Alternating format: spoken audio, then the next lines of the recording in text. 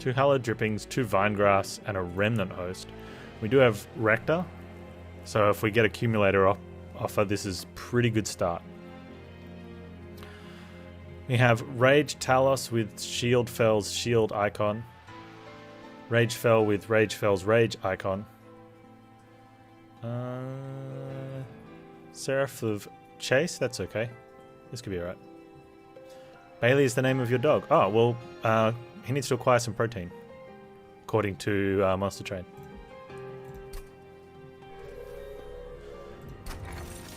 Harvest Rector. Oh, interesting. Yeah, it's just a hunt for endless, pretty much. She? Oh, she needs some protein then, according to the Monster Train devs.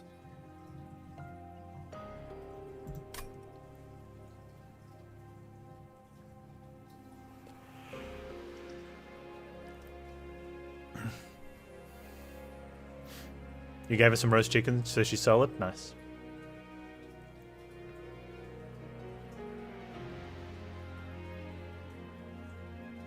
This basically means we can get some high cost cards played. Or we could just draw more.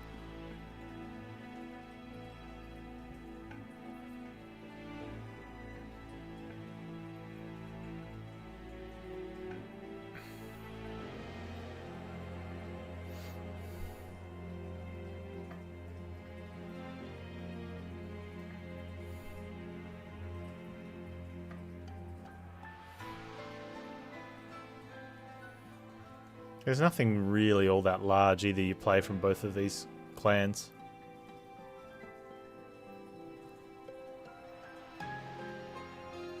Yeah, so Saptap's viable. If we had the other Awoken cards, you take Flicker's Liquor, easy pick.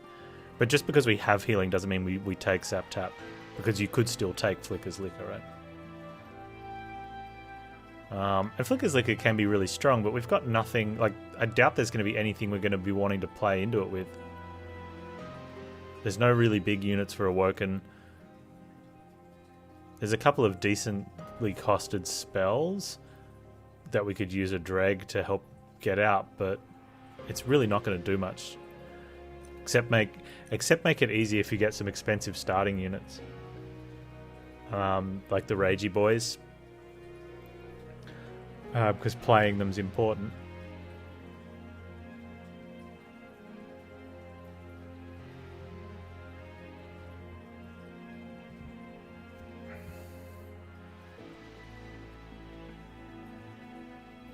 Look, the map's not a one-sided map, so it doesn't really matter, but I guess we see what we got. We got an Awoken banner first up, and we don't get a Remnant banner until here.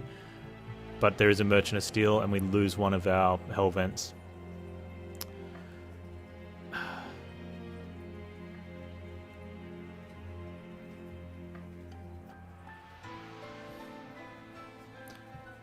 We don't need Swolbrain.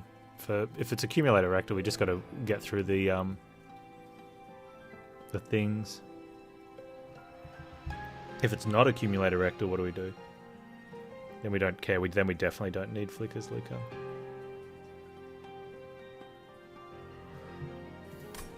Take Saptap. We should be able to get something that triggers that.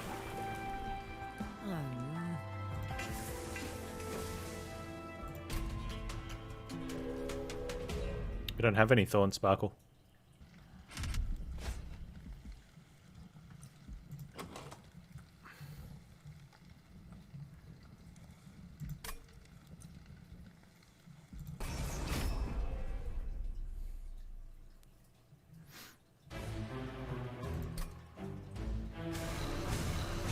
First Friday of the new month. So I believe it's November 6th.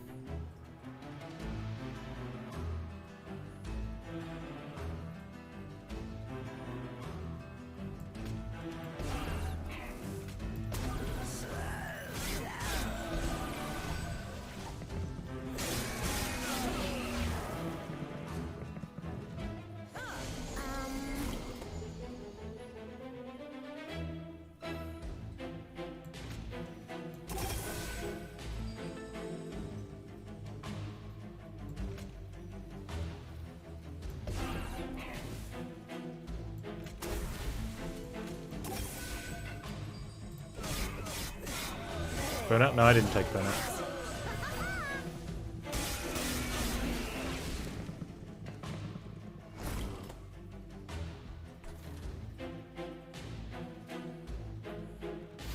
Oh, that's a shame.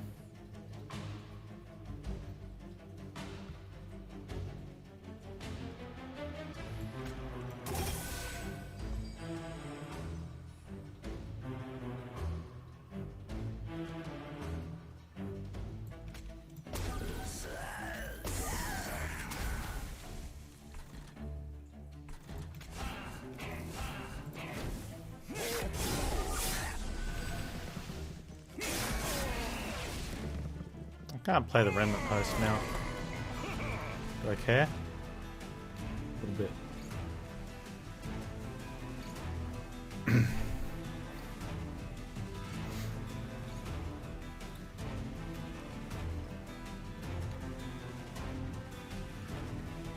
I can kill one of these guys and then we kill that one. If I kill this guy, they kill the drafts. Which means Rector gets an extra enough to do that, but I end up leaking both of them. If I kill my own drag, we leak 2 of these units. I could just kill one of them.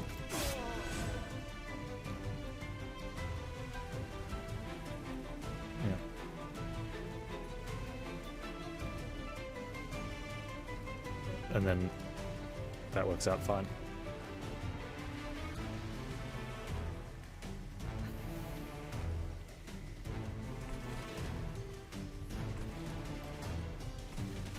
Why do I leak units?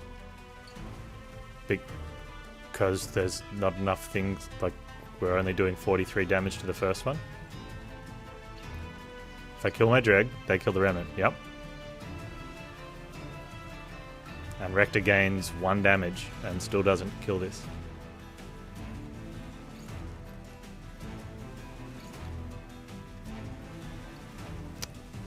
I'm not following Leprechaun. Even if it was 3 damage, like these guys are like this 43 damage is from all of them. There's nothing else left to kill the other 2. So even if this one went up by 5 or 6, like...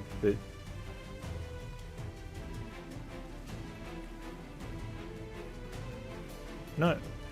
He's on 16. Rector's on 16 damage. So even if he was to gain, 5 or 7 damage from that, he's still not killing this. And this is a collective effort where the entire floor is not killing this.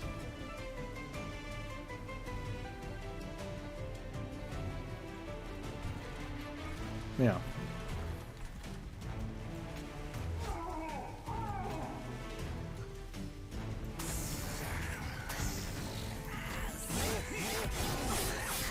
The entire floor does need to put more effort in. that's about the one thing we do know.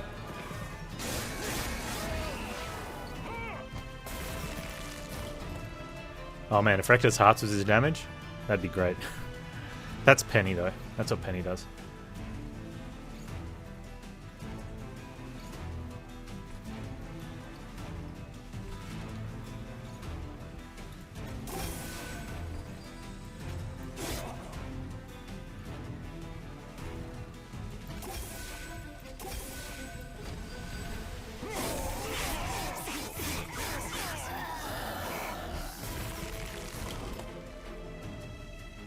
Good job, Rector.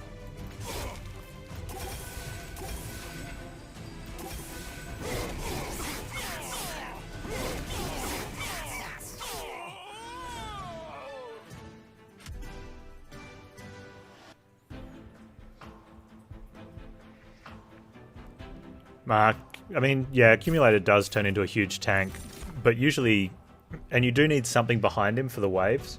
Although I've had runs where, like, Rector will just solo Seraph. When you end up with 200 damage and 500 health, apparently, like, it doesn't matter what you have behind you. But you usually need something so that you can kill the waves during the fight. You'd take adaptive in a heartbeat? I wouldn't.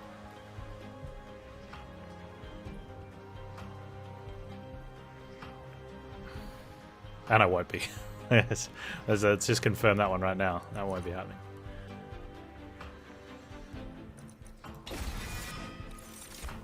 Fun was having. I don't know. I like to win the games.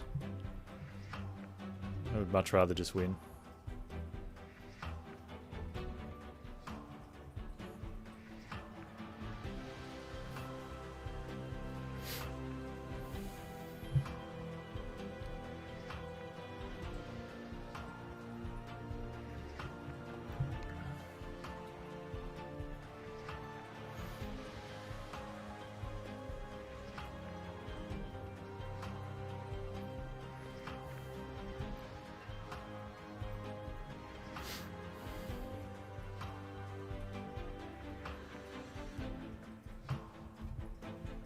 I'll go to an Awoken banner, so could get a plant.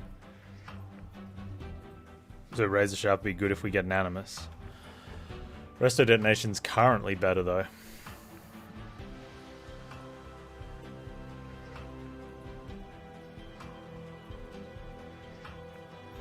Razor Sharp does double as killing off enemies, which can be good.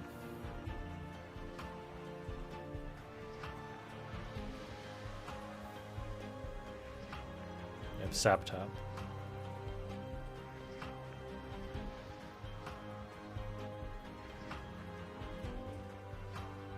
Yeah, so that's the issue with adaptive, is that if you need to permafrost it, because if you get it too early, it doesn't do anything. If you get it too late, it's unnecessary. So you've got to get it right at that perfect time, and all it does is lets Rector kill the front unit. Which, you know, that can be a big deal.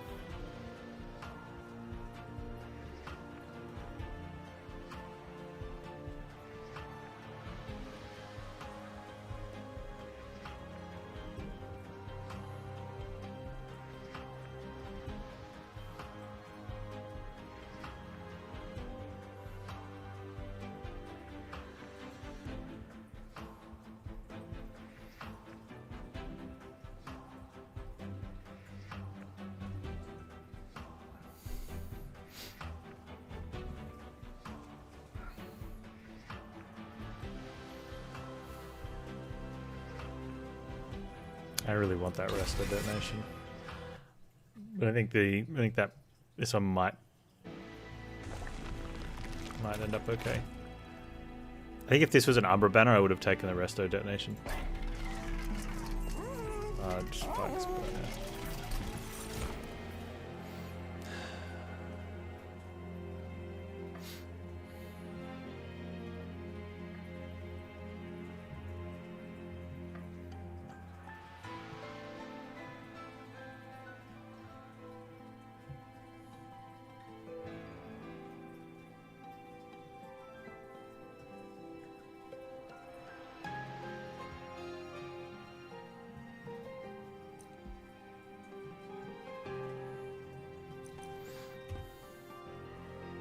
Maybe I've got to take the quick Animus.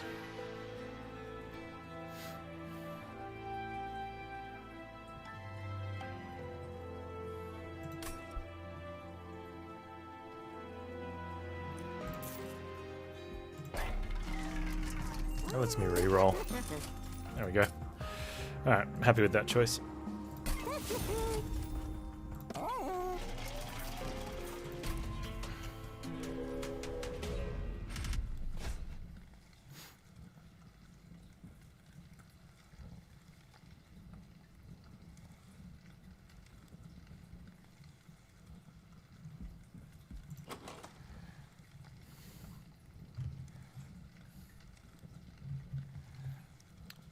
Barbed Disciples. Spikes.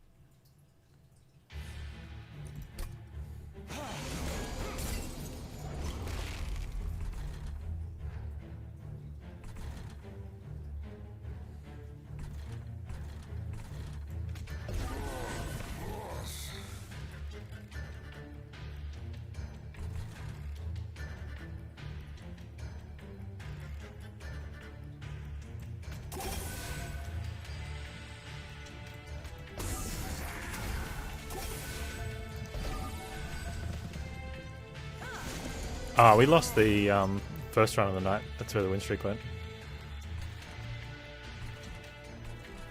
No biggie.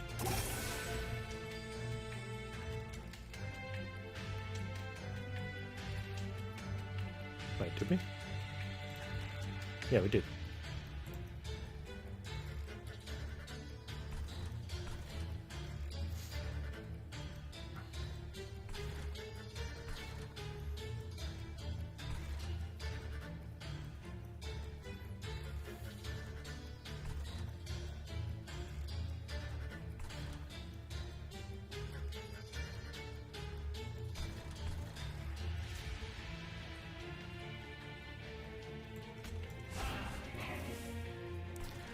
Five.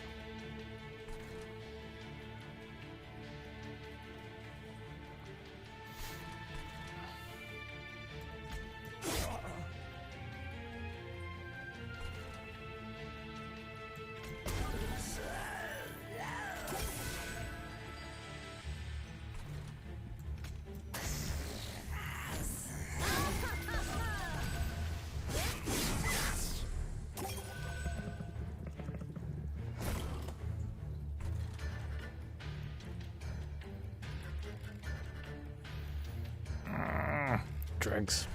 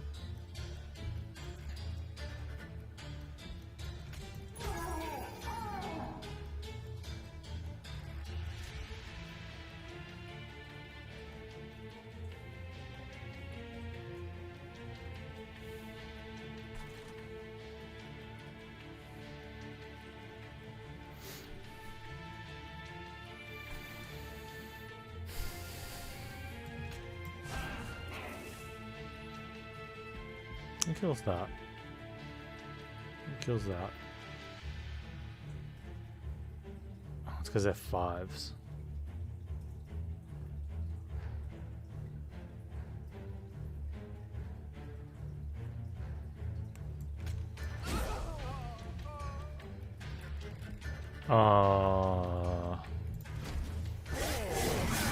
Rip.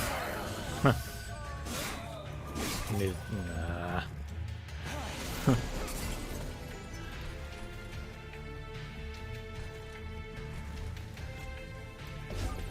Whew.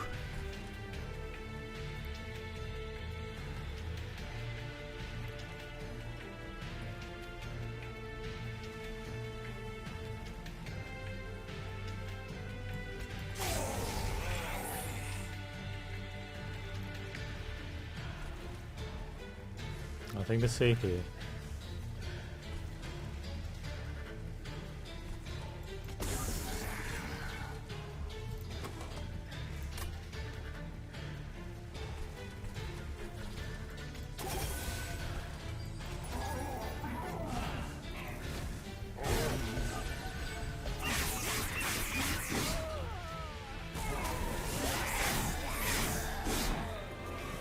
Do we want to focus on a Thorns card effect, or do we want to be reforming a lot more? Neither. Yeah, we want none of those.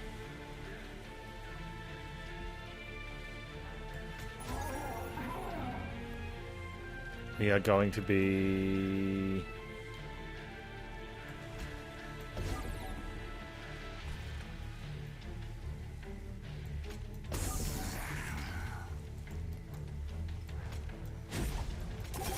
using our Remnant host.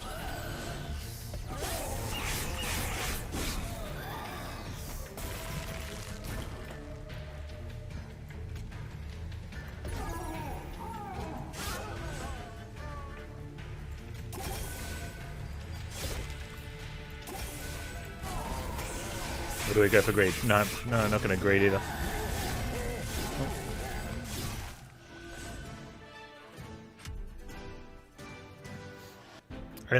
It's one of the things that, I don't know, I tend to not do unless it's going to be something fantastical. But a lot of people do try to say, what do we, let's go for this, or let's go for that, let's go for that. You can't actually go for anything. Right? There's not the option to be where you put in for something and by some sort of feat of skill or ability you accumulate points and then can get a certain thing. You have to be presented with it. So it doesn't matter how hard I go for Money Baron, if the game doesn't give me one, I can't take that option. So by narrowing down what you're wanting to make your plan before you've even been given something, you're probably putting your path in right in the direction of failure. And that sucks, because you want to win.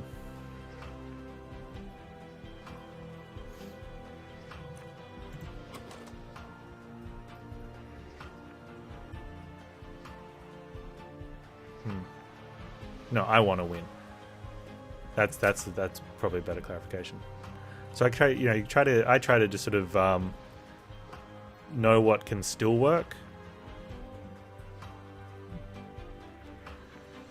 but especially this early, like we need to see what cards we're going to be given.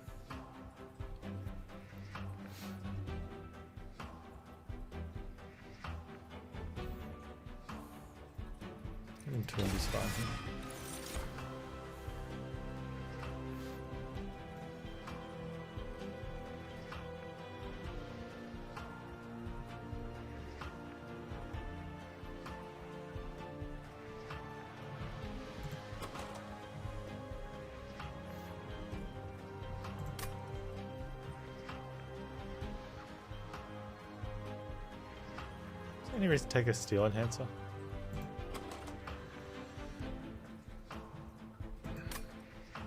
Animus?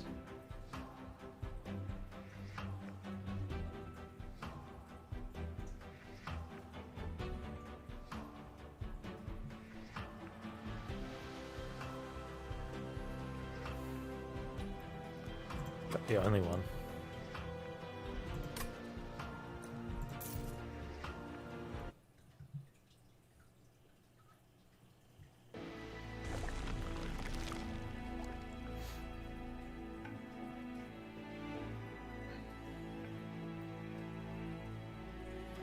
So we can either get a Rage, Sludge, or a Baron. Baron does make better tank though. But I guess you don't mind, you go either way. You get a multi on one of them.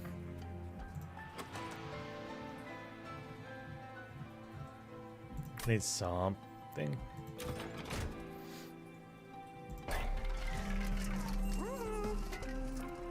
Does the game have a mode where you can only use one clan? I don't think there's any modifiers that do it. I'm sure with the upcoming workshop patch, it will be a thing. That would be much easier though. Like significantly easier. No, couldn't get past Fel War Master Khan. Was close though.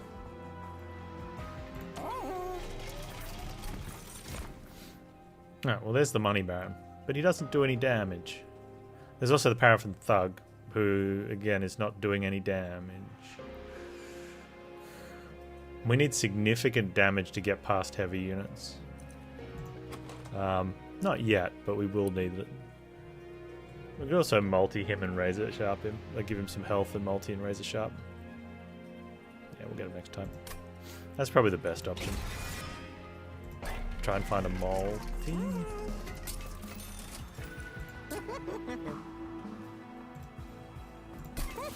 And just a regular health upgrade. Ooh. Well, I mean, I didn't take a steel enhancer because I'm an idiot.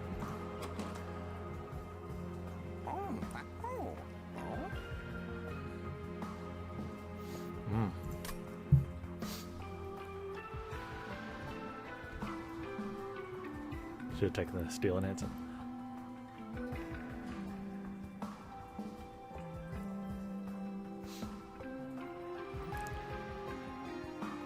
Select both clans and you get 2 champions. What happened? What's the idea at the blacksmith then? Do you get to choose an upgrade for each? Like, that's ridiculously easy. It's a good idea for a mod. It'll be popular because it's easy. So you'll get lots of hits on that. As far as game design goes, it's terrible. But as far as putting a successful mod in your portfolio, it's a really good plan.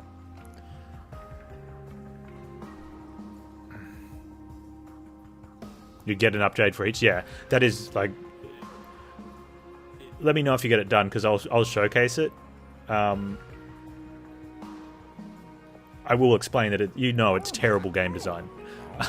You have to know that, but it'll be very popular because it'll make the game so easy that people will want it because they'll be like, I can win now, type of deal.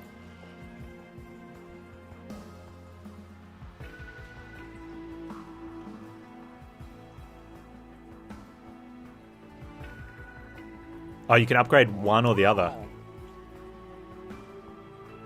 Yeah, that's interesting.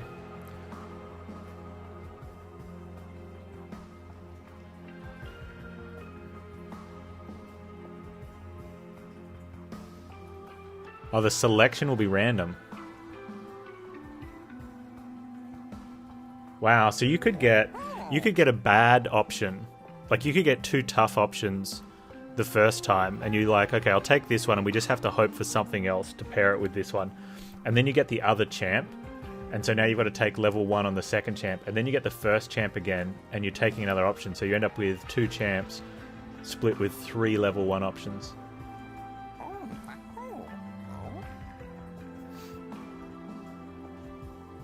I wouldn't mind making a mod. I'd probably we could design it in stream.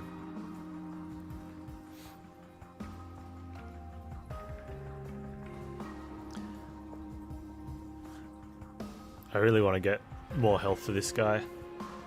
So if I give him the 10 health, he's doing 50 damage. We can hit him 4 times with the razor sharp. We can't because it's he needs more health anyway. All right. How much health does he have to start with? 3? Ugh. Gross. Alright. He has to get a 25. I'll be upset if he gets a plus 25 here because I could have put the 10 on him. I've done some coding stuff before War Mastercard. A lot of people are like, oh, this will be great, let's do it. And then we set a date and I do it and 3 people show up. So I won't actually be doing any of the work on it. It'll just be like talking about it while we play.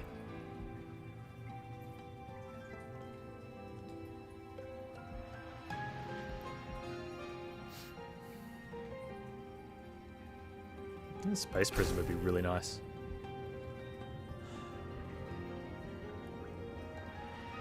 Good choppers, I guess.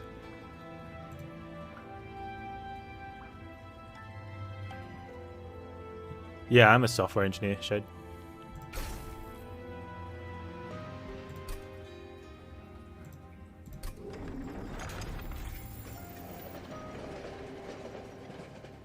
Well, everyone, like, the funny thing is, like, the only reason I did the first one was because there was a huge amount of, like, I put a question in the title, like, if people wanted to do some form of game development stream where we make a game. And there was a huge outpouring of response at the time. And so that's what I did. I set a date, and then, yeah, no one showed up.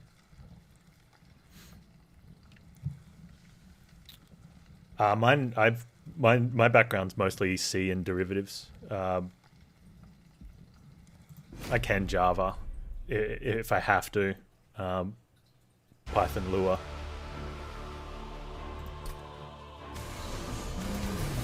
And a bunch of others on a very basic level. I mean, I've got enough experience where if I sat down with a different language and a task to like bug fix or expand upon, I'd be able to get into it, but I wouldn't be able to. You get to that point.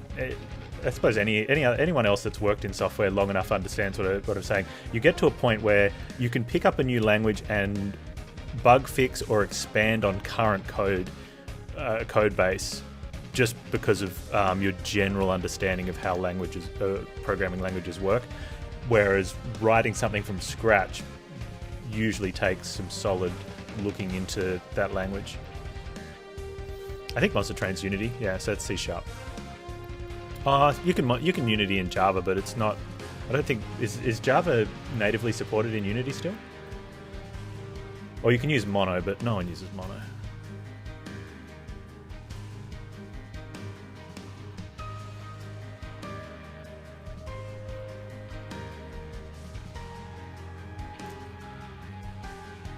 Yeah, the syntax is a completely different thing, hey? And that's what I mean, like, if you've got an existing code base and you just needed to do some work on it, most of the time you get to a point where you can just do that.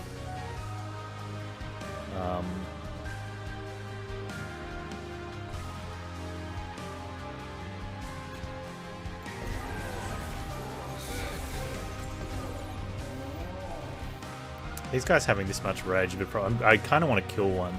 But I kind of also want to wait for Rector, but it comes down to how greedy I want to be, I guess. Oh, I could have been real greedy. Let's hold on to that. They're only going to get to as low as 5. I don't... no, it's too greedy.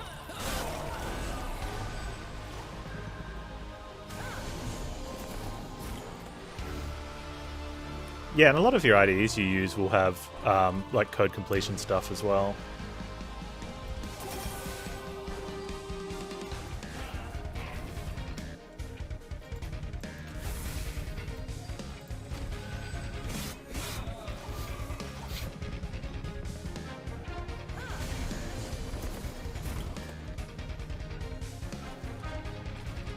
So Remnant Host is actually going to steal gold off us.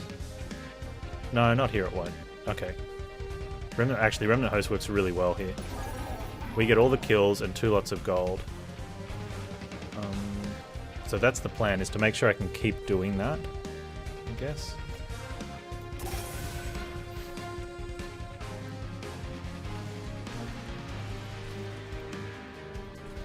Which means I won't get... Okay, so on this one...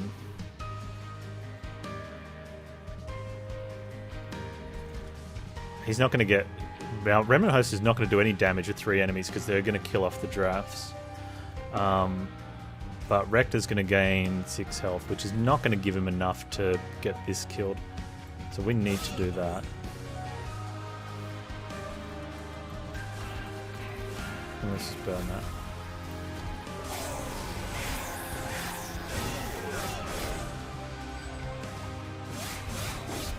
A lot of newer languages, though, you know, cover memory management fairly well.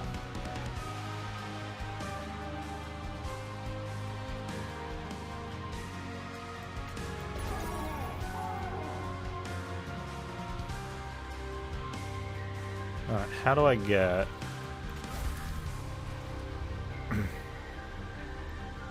He hits, he kills one, he kills one. There we go, double gold.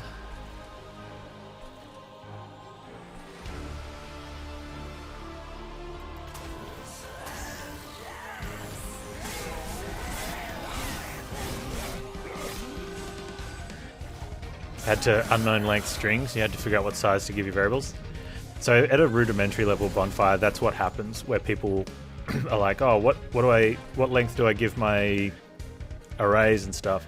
And then you get to a, you know, if you're doing any formal software engineering, you'll start learning about data structures, and then you'll learn how to make like multivariable length containers.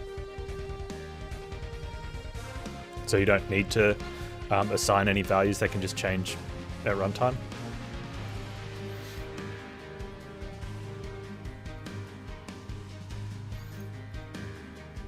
So it's not as fun to do in C, and C+ has the standard libraries that have a lot of those already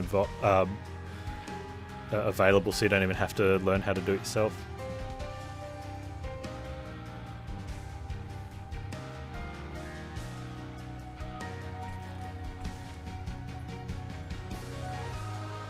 You use another input to malloc the right side. Yeah, so you can do that too. You can do it with pointers as well, and then you can change the value that the point that it's pointing to when creating a set, like, so that'll still create a statically sized, let's use an array because you're using C, but it'll define it at runtime, so you can change the definition for each new one, but not for existing ones.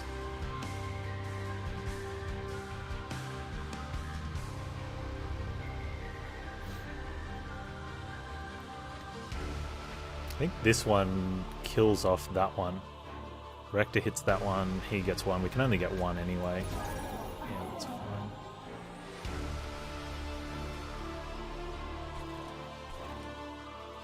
There's too many dudes there.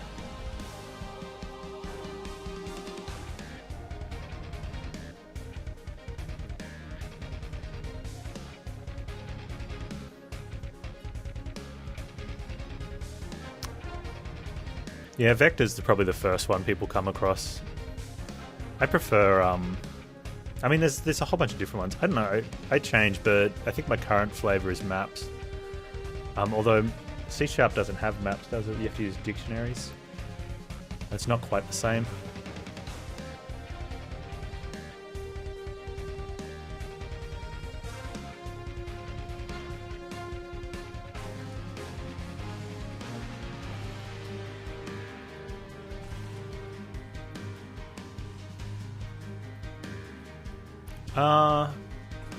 No, most of, I mean, like I did, what was the big mouthful of majors I did? Games tech and game software design and something to do with publishing.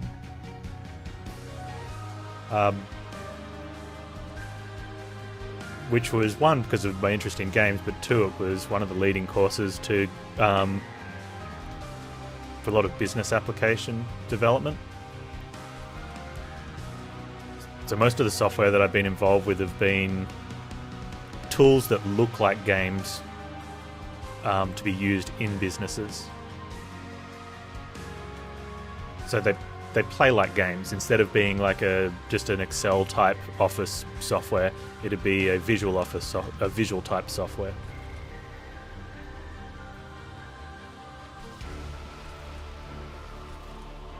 Okay, we need to either dump one of these or kill one of them. And I can't kill one, so it's dump one.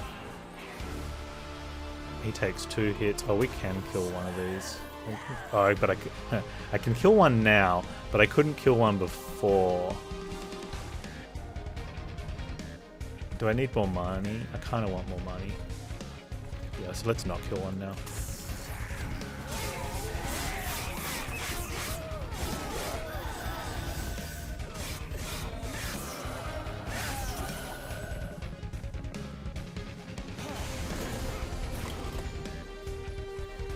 So a lot of it was simulators.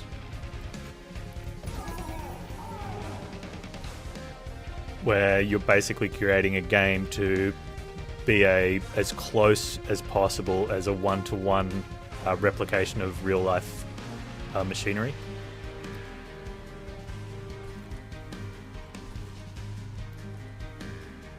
The only thing stopping it from being a game, well, it is a game. Like, there's just no rule sets and stuff. Like, I mean, there are, but you could. But there was no need to create a game on top of the system. So you're basically making a sandbox. I worked on armor? No.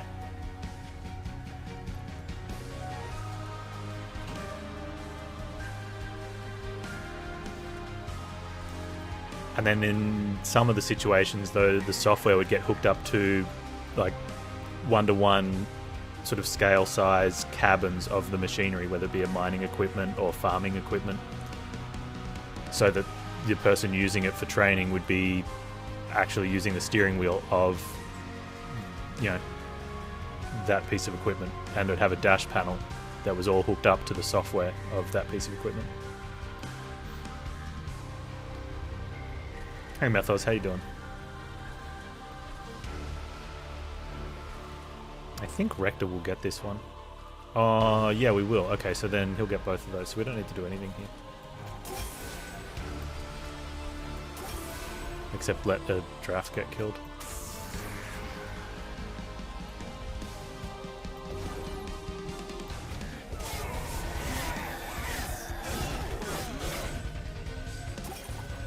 And other than that, it was just the rest of it was mostly sort of VR training tools, which is nowhere near as glorious as it sounds. It was where the companies were just dumping some of their training resources into having a virtual office instead of just doing it in an office, which makes, you know, why?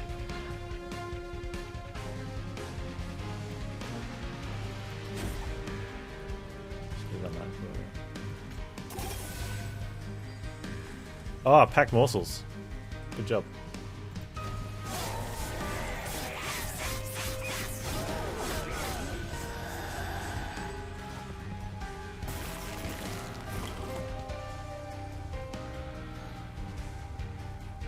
I think the programming of GUIs is not actually that hard once you get involved in it. I struggle with the visual side of it, where I always want to make my buttons and my interface way too large. Despite the fact that I play lots of games and I know how small font you can read quite clearly, for some reason, like, I would have this end turn button would be like this big. And I'd be looking at it later going, yeah, I think this is okay, I don't want to make it too much smaller.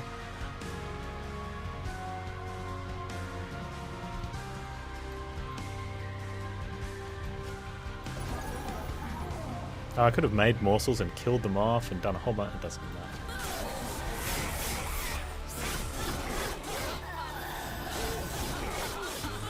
You'll probably be anyway, Guru. In that situation, you'll probably find that you'd be better equipped than a lot of people that haven't done that primarily. One of the biggest issues that most people starting with having something visual in their code is they link the logic to a visual. I see it in a lot of games too, where logic is tied to the result of an animation. Ooh.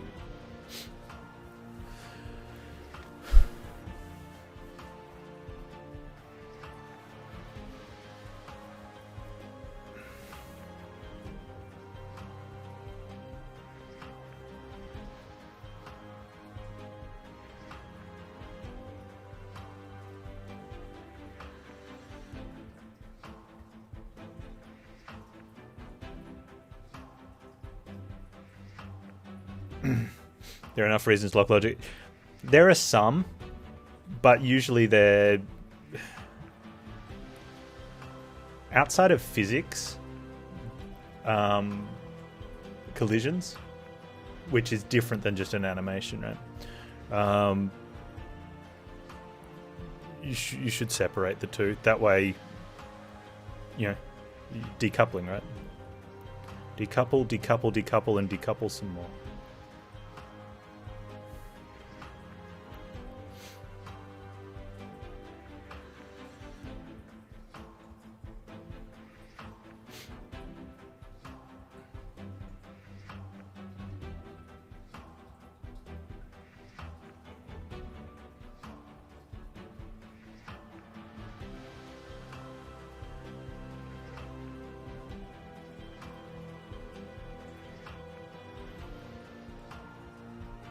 Yeah, there are some very valid reasons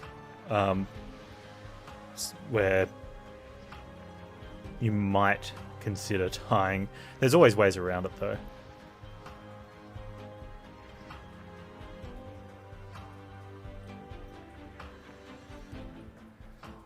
These are, well, except for channel song. I was about to say these are all good. Channel song's not.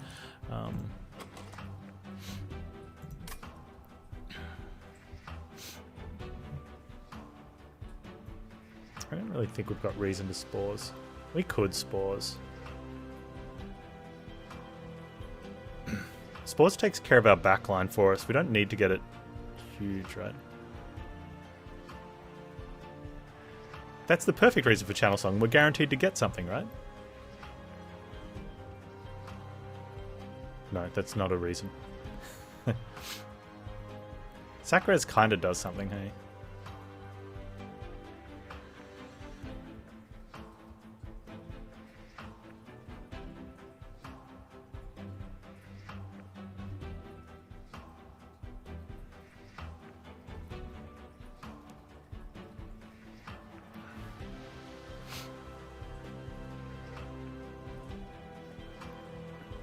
We had to couple logic to an end of an animation to avoid bugs or unwanted behavior.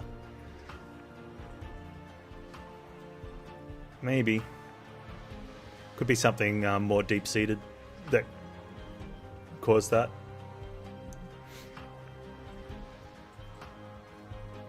Or a better way to do that then would be you open a call if animation starts. That way if there is no animation, it just continues to what would be the animation end. That way if you choose to speed up the animation, you can have it run in parallel and move your logic flow forward.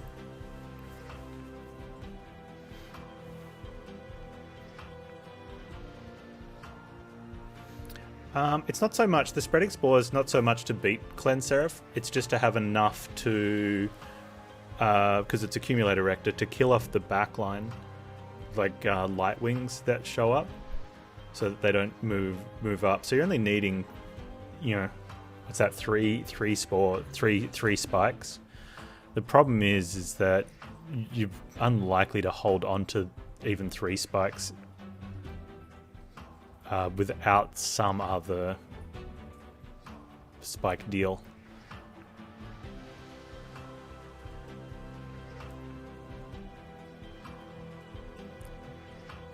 Whereas if it was Patient Seraph or Sap Seraph, Spreading Spores would be amazing because you just get a few spikes up for Shade Wings. Right? And you're only taking 1 hit. So, and Rector gains, what, 20 health or something? Sacrificial is a lot of damage if we... Well, it's not, because we don't have space. Which means I'd have to take space. And I don't want to take space. I don't want to, but I might have to just to play safe against top floor smallening.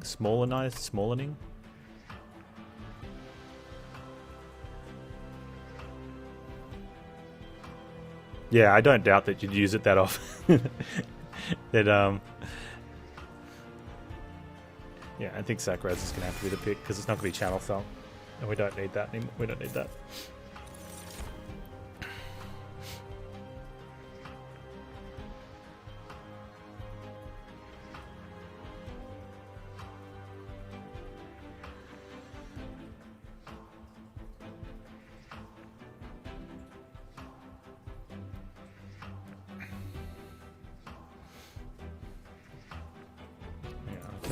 I don't like taking space here, but because of Sap Tap, I think we can forego draw.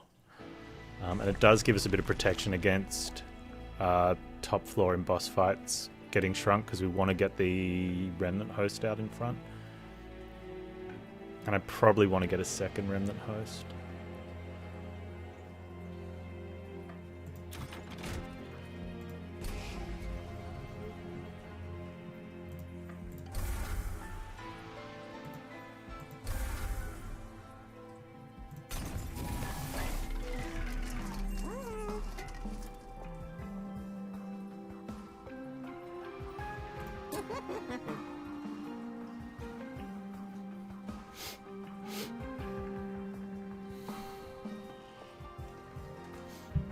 Holdover Razor Sharp sorts out damage if we can get health on our Paraffin Thug.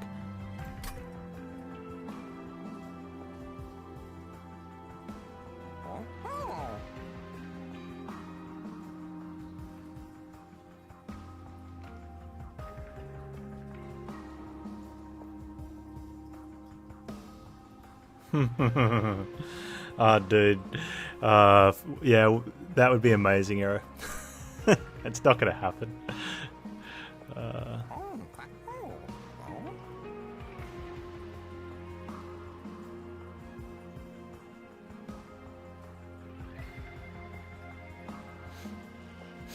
Hey, Lies, you got a Bone Dog win? Grats, dude.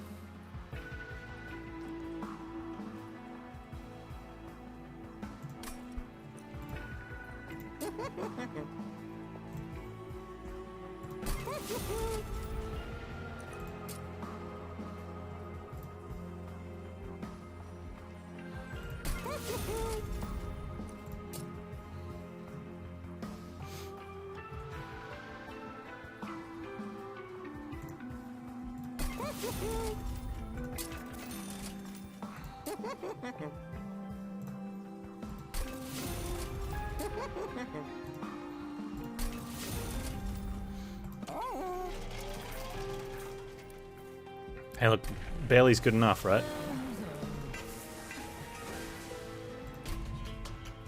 Yo, Stevesaur, how you doing, man?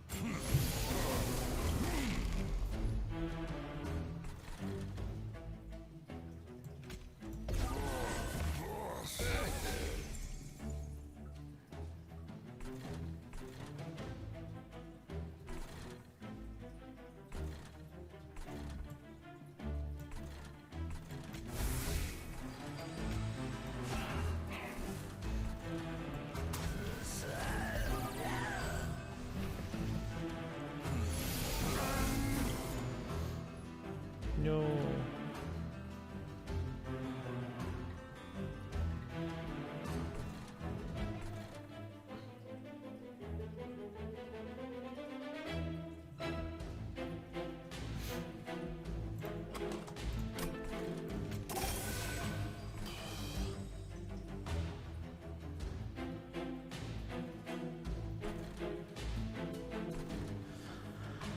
I don't even want them surviving.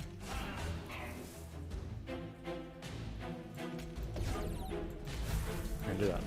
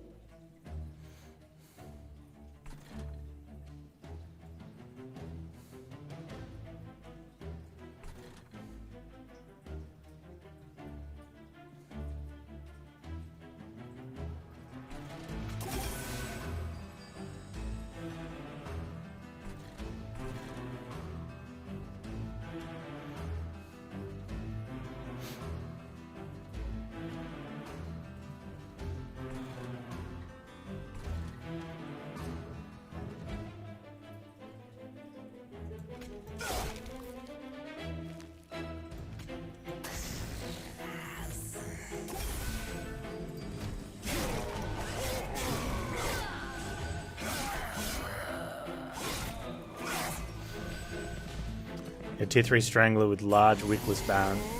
Oh, nice. Got enough stealth. And you can upgrade Relic multi-lush up. That's good. Yeah, Wickless Baron's good for that.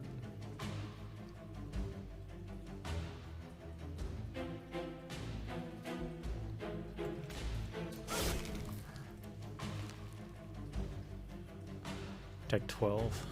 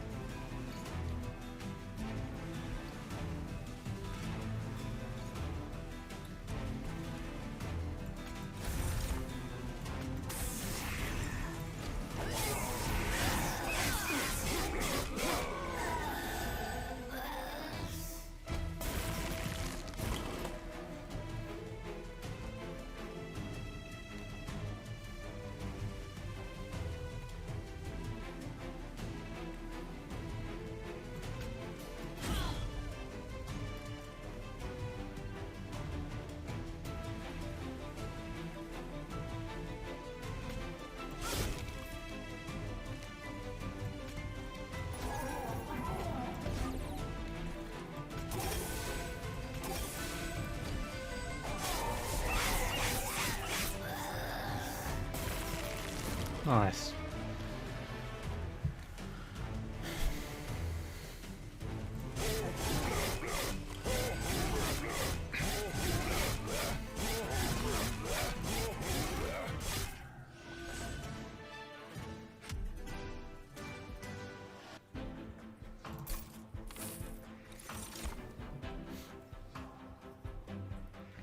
Interesting.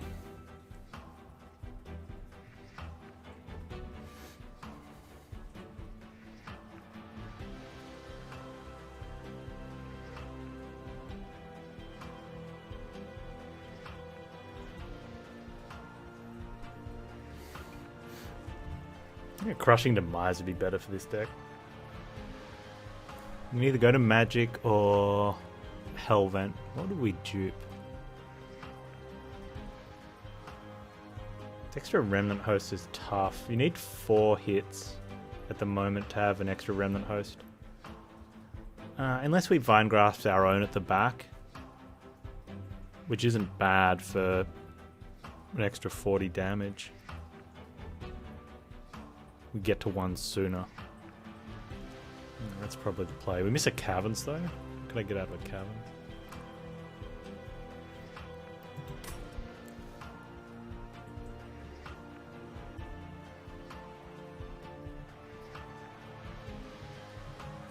Could be a Subsuming Blade, but I don't know, not feeling that.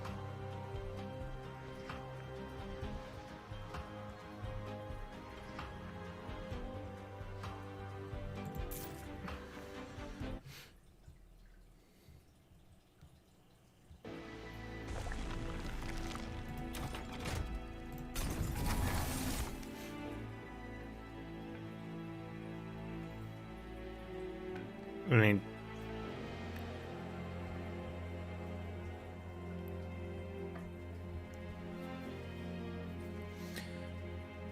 I can't remember the last time I had Encased Ember. If you hit end turn and then the tomb unit dies during combat, you keep that energy for the next time, right?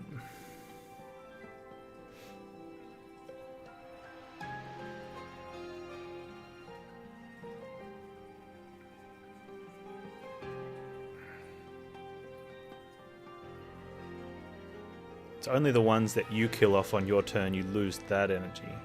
I think that's how that works. Yeah, once you click end turn, any energy gain is kept. Yeah, the same as Sap Tap. If Sap Tap goes off at the end of that turn, you keep it. All right, so that means we can, like, that's all the energy problems we're ever going to have. So we may as well just take that. I can't see us using it, but you know.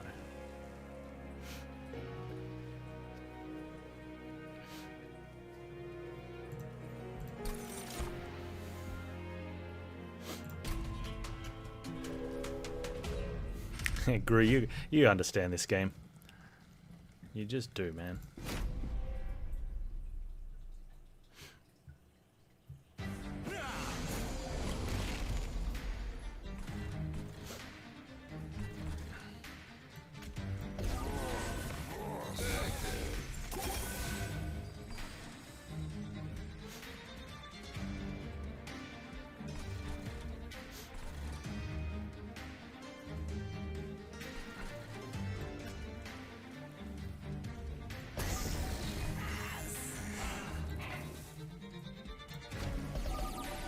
Oops. I just gave that guy free 10 ammo. Oh, I want that. I know someone who's doing 1 billion damage to my pyre. He's like, ooh.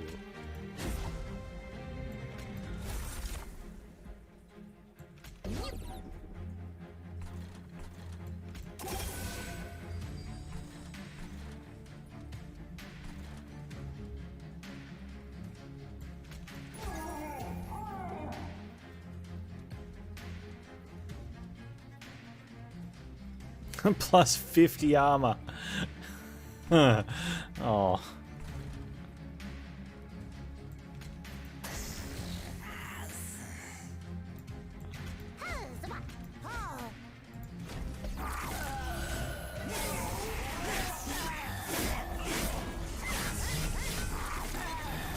It's okay, we'll make it up here. See? Easy.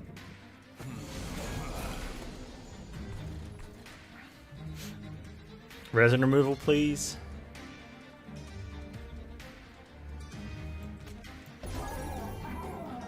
Close.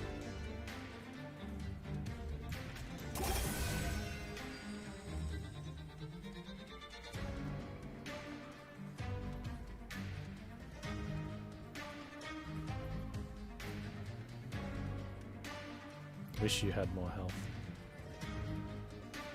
So what's he currently on? 55, 57. So we take 2 hits.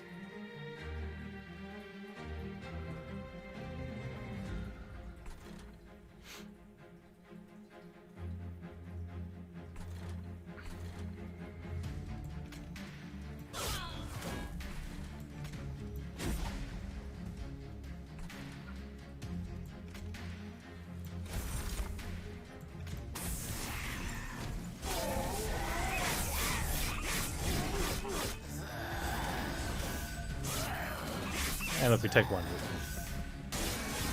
Oh no, we take 2.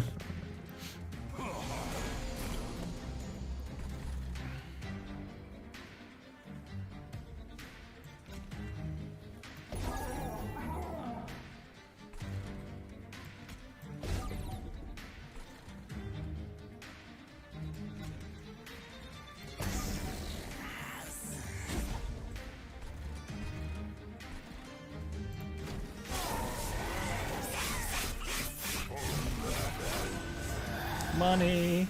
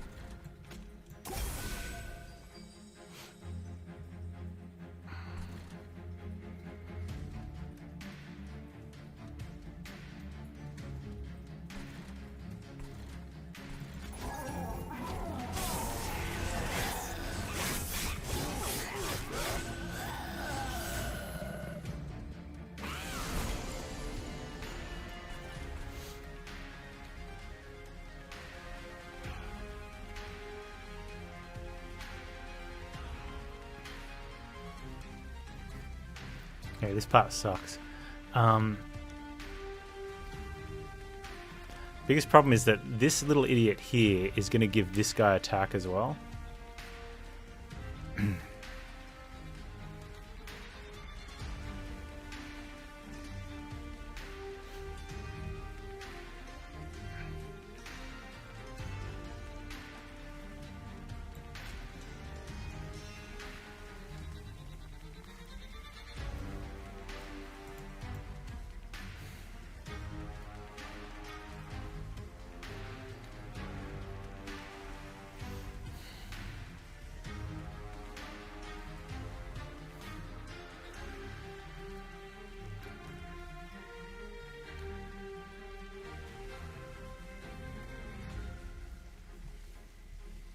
Yeah, I'd have to kill the tomb myself, and I can put the dregs behind Rector for 40 damage. The issue is...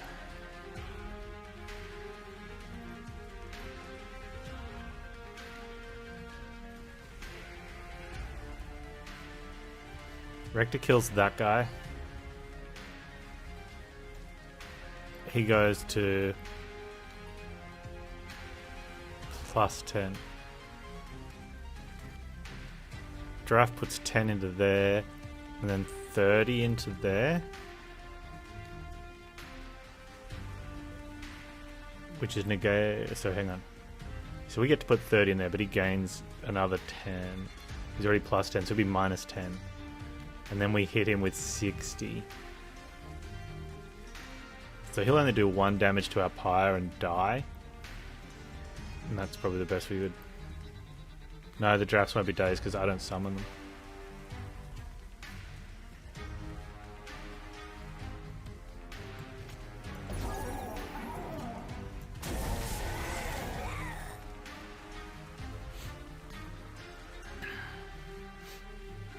And what's really bad here is that he's going to gain armor when this guy dies up top, but it's the best we can do there. It's kind of poop.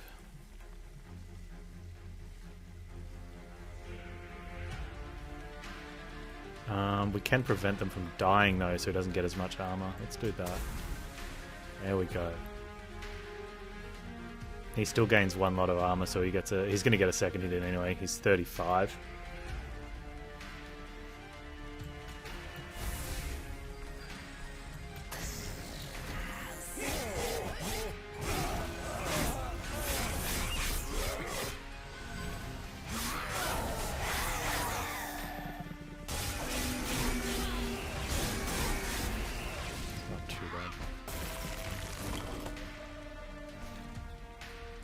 Does mean that the drafts are there for... Yeah, he would have hit us for an extra hit had we not done that.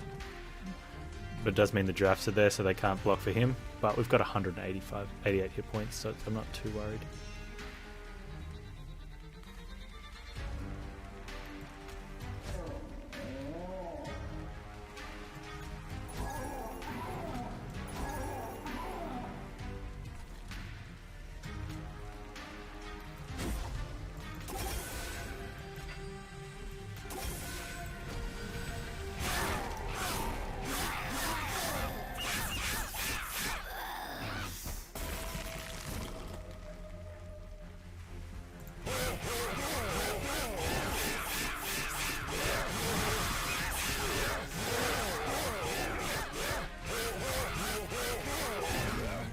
$20 gold. Calculated.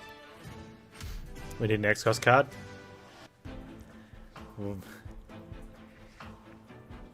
I mean... They're not very good. They're... like, they... what are they going to do? Could have healed to get my holdover spell. I mean... remember, it doesn't go on the top after you play it. It goes on the top next turn, so you'd have to draw through your deck and shuffle and get it back again.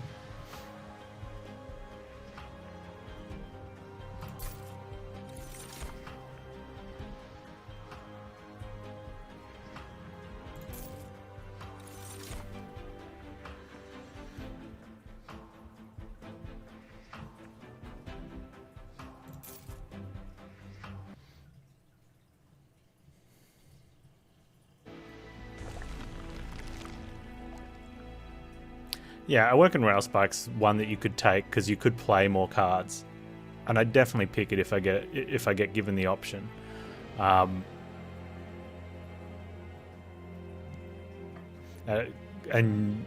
if you get it, if you bottom deck it, it's no harm, right? It doesn't bloat your deck because you just play it and you get a slightly better turn at a time where you probably don't need it. But if you get it in the early stages of the game, you potentially, especially with tombs, you potentially get a huge turn which sets up that top floor like 1 or 2, maybe even 3 turns in front. If you probably not 3 because of the amount of draw we've got, 5 draw, 6, but you should be able to get 2 turns ahead of where you are, which means you start killing heavies sooner. Which I really need to get health. If we just get health on this guy, it'd be a lot better. So I'm going to not take the... I don't want to take large stone for him though. Just give me a plus 25. There we go. Now we can endless the explosive entombed. It slows down our draw a lot, but...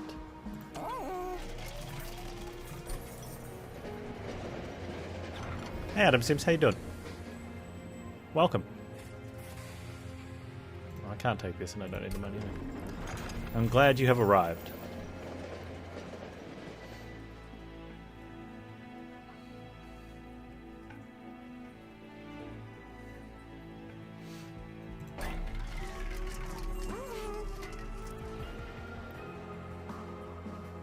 So the endless on the tomb, on the bomb. The problem is then we're significantly stifling our draw. We're gonna have to. We'll take draw from Fell, but we get an extra 50 damage source, which is really strong. But we want to be getting through to holdover Razor Sharp and just smashing this guy up. I think it's worth... Or we take an extra holdover on the Razor Sharp. Oh, I can't do that. That's not the choice, isn't a dupe.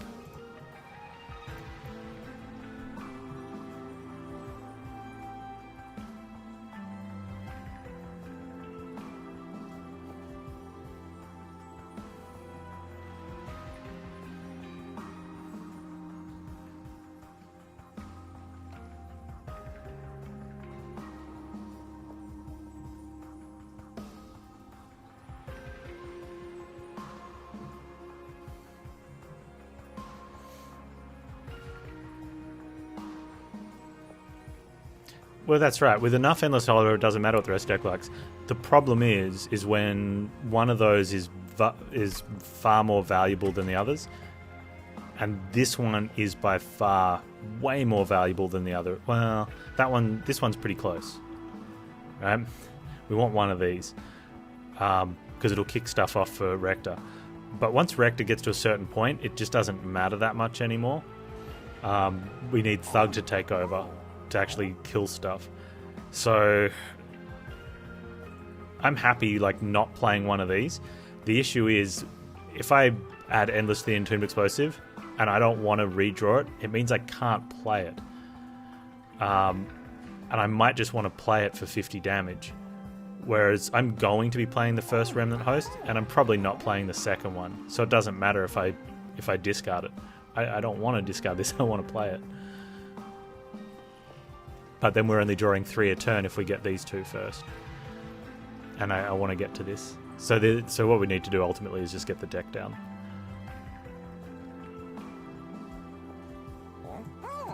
I guess.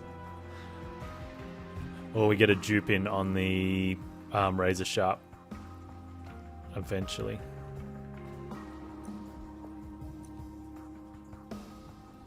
The thing is too, like these... They deal good damage to the higher wings in the Seraph fight. They only deal effectively 35 damage to the other heavies. Yeah, we could see what the event is first, because putting Endless on that's not a... We've already seen what the event is. It was a skip.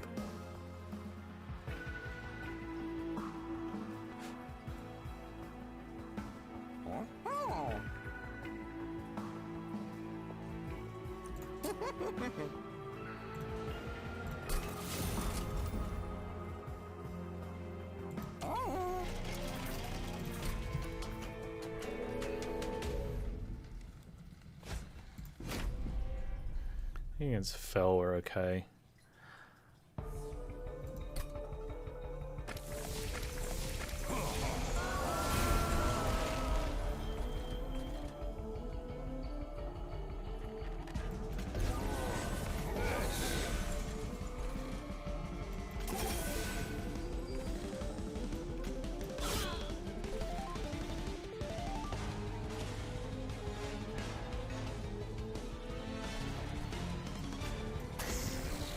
It's going to let them get murdered off somewhere else.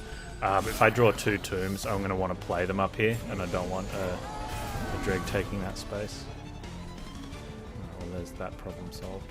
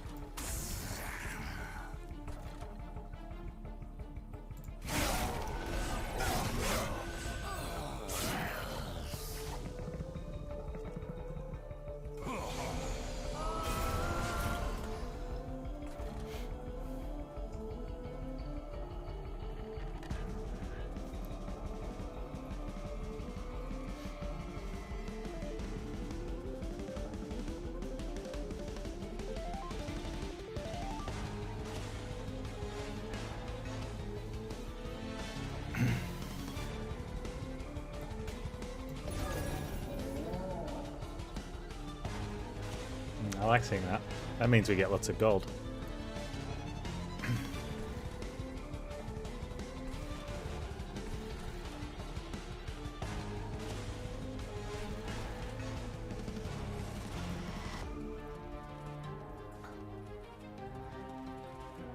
I'm going to calculate this. Okay, he goes down to 40. We're hitting for 21. One of the... He hits that. He hits that. He kills one of the drafts. The other draft does 20. Rector kills him exactly, so I can't play a spell here. Unless I Razor Sharp Rector.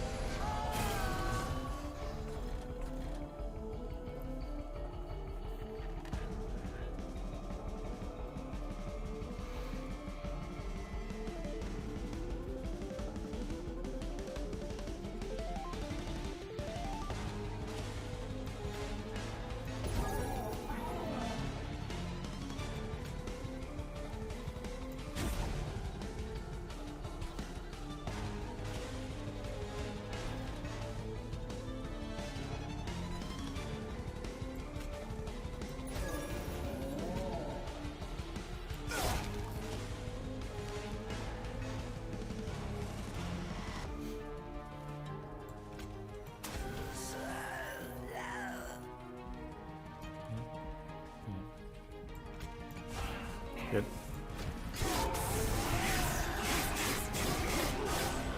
Trying to get as much gold as I can out of this combat, because I think I'm going to be purchasing a lot of removals myself. Except Rector's getting that kill, which is fine because it's better than death.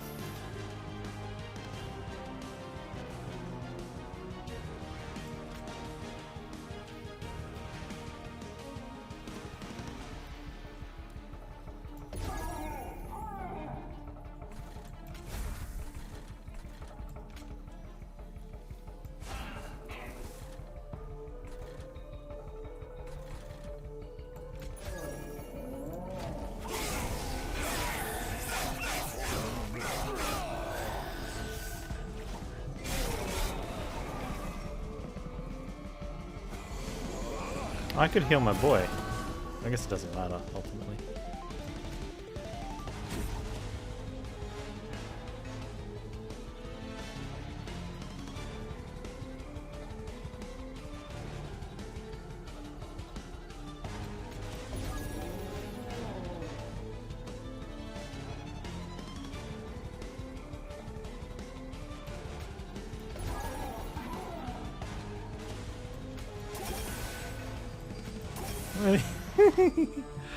It's silly. I like it.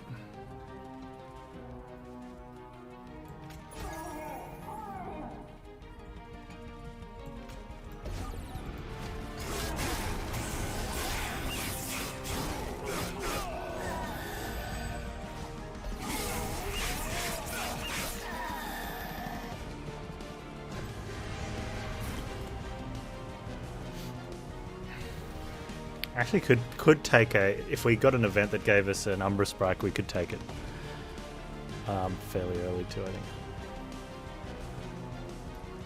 Oh, double... Okay.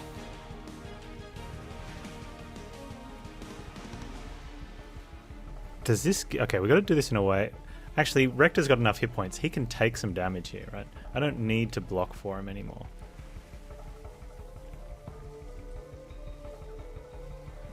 So we just hit you up with that, take the double gold. Or we can chump for him instead.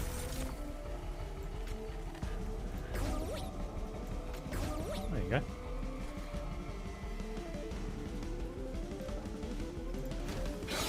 The ice cream's hellhound. I've got the 5 energy when tombs die.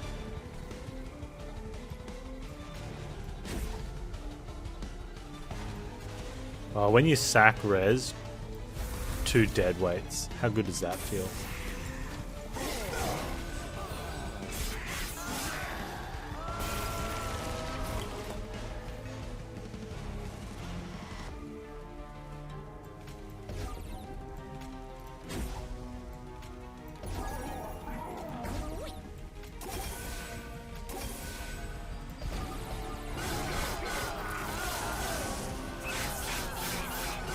I should have worked out who got the kill. Placement could have mattered. I guess, I don't know. Calculated. I think we got a fair bit of money out of that. Wow, 100 gold as well. For it. I mean, we do it, right? There's no reason not to.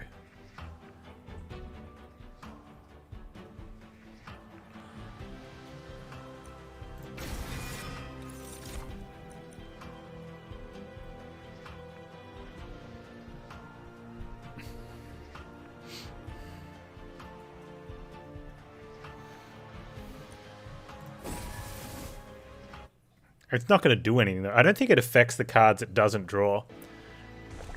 Like, I don't think it does, and I don't know if it should or not. It says draw X and apply -2 to those cards. I don't think it applies the 2 to the ones you don't draw. And it doesn't even put them in your discard, does it? It just doesn't do anything. So we should be able to hit 10, though, right? Provided we don't have dead weights or something. But does that matter? Maybe. Okay, so we can remove, get some health, Merchant of Magic. What do we want from a Merchant of Magic? Nothing? Well, we can get trinkets. What trinkets do we want? Or what cavern event would we want? What would be the trinket? I need a cup of tea.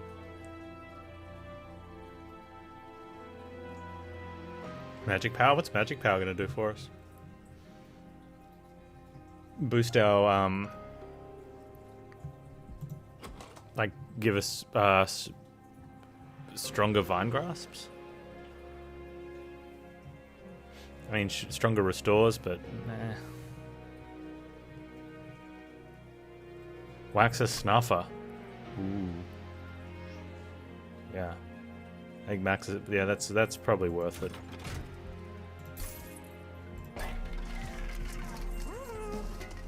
Do we want more money?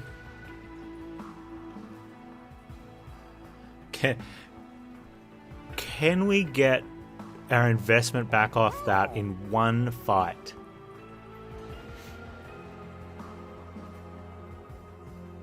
Probably not. I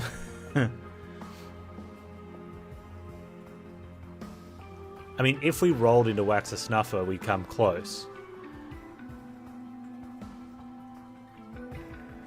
I'm going to take this just because if we leak, we kill stuff quicker.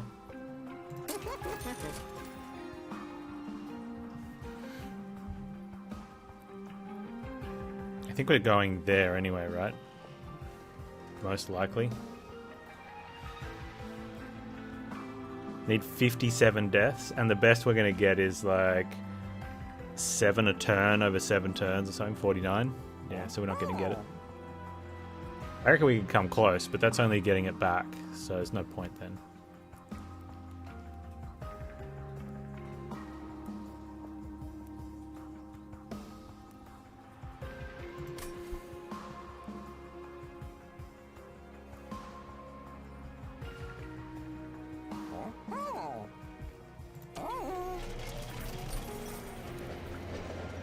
I want to see an Awoken. No, it's not that.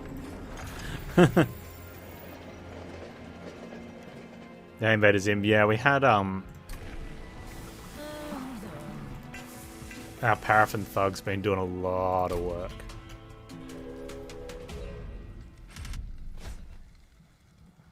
You'd love to see a Minor Refraction Wickless Money guy multiplied and then Endless Tombed.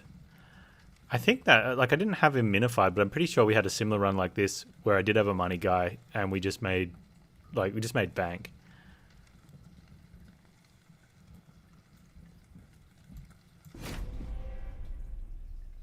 Hey, Nutty Pine. Hey, you should Panz arrive instead of slash wave. I think you'll like it.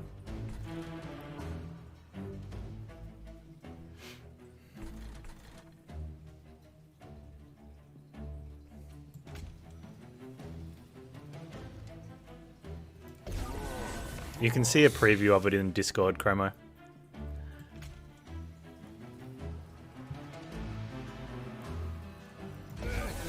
I figured there'd be people like Chromo.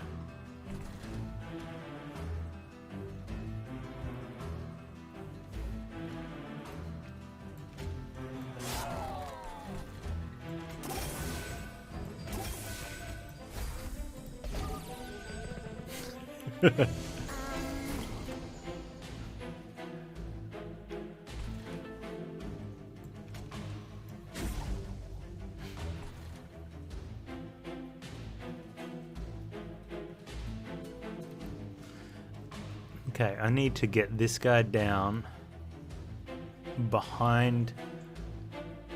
He hits twice. Then he hits. Okay, so we go.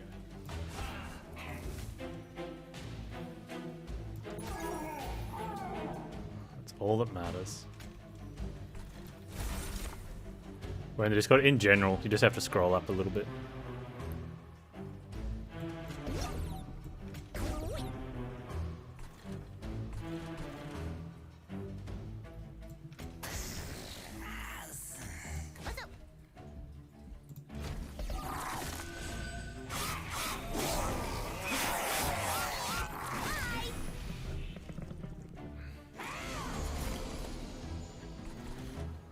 How bad are we leaking here? This isn't actually that bad.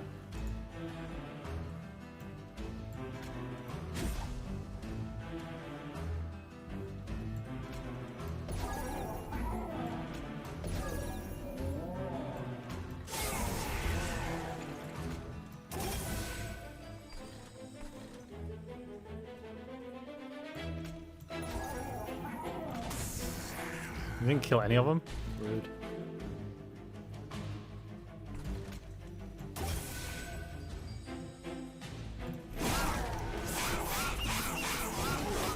If only we had the gold equals fire damage relic. Nah. We'll just kill them in the train. Why is that frightening? That's him showing up. That's you guys, like, arriving. Instead of Peepo. The Peepo arrives pretty cool, but it's the same. I figured, you know, I'll personalize it. Because I love my chat. Oh, look at this.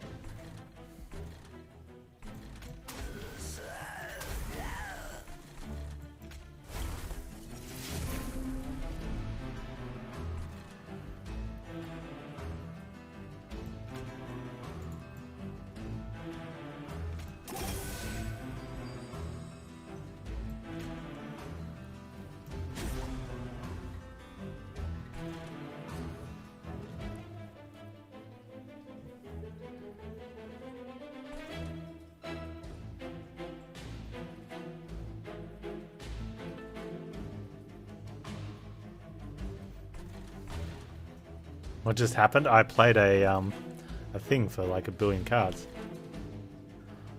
That's pretty much it.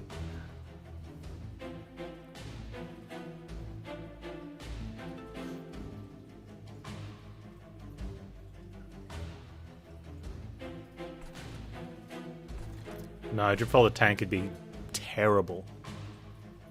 Absolutely terrible. I'd never kill him. He'd go behind here and we'd take a ton of damage. Run lost. Terrible idea.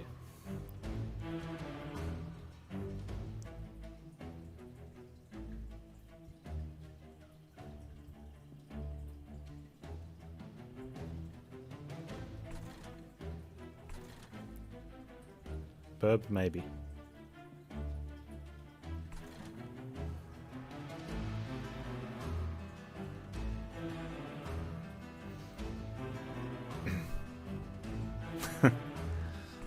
Chromo.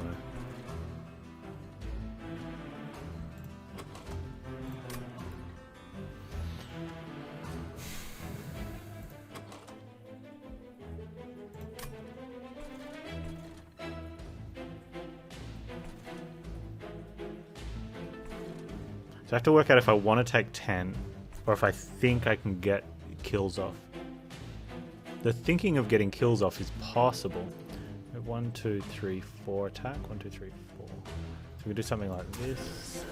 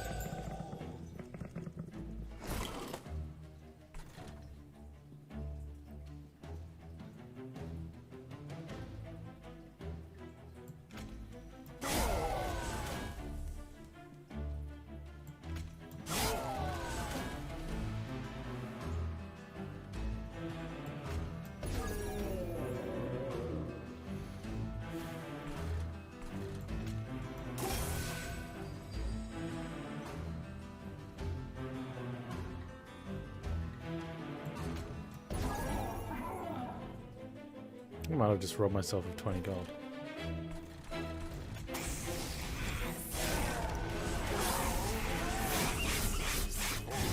I did. I just robbed myself of 20 gold.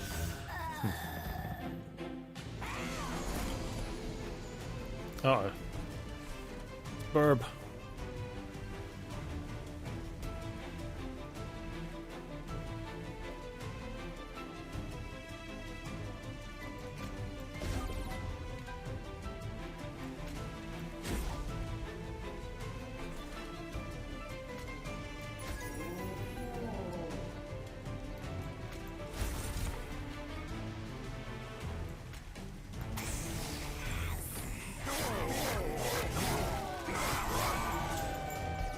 Get that money.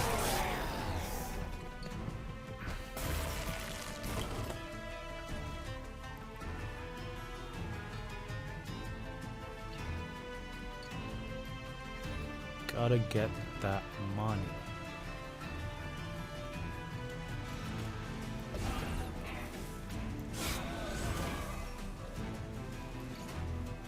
Nice.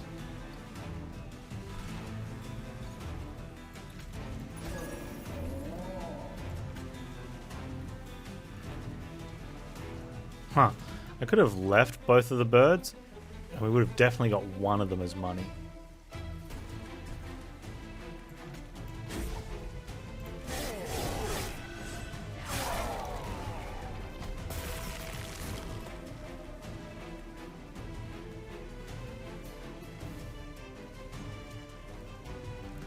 150, 310, 311. 622, 933, 1244. He gets the kill.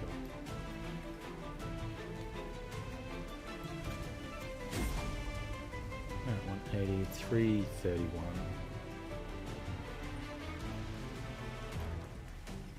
669, 93.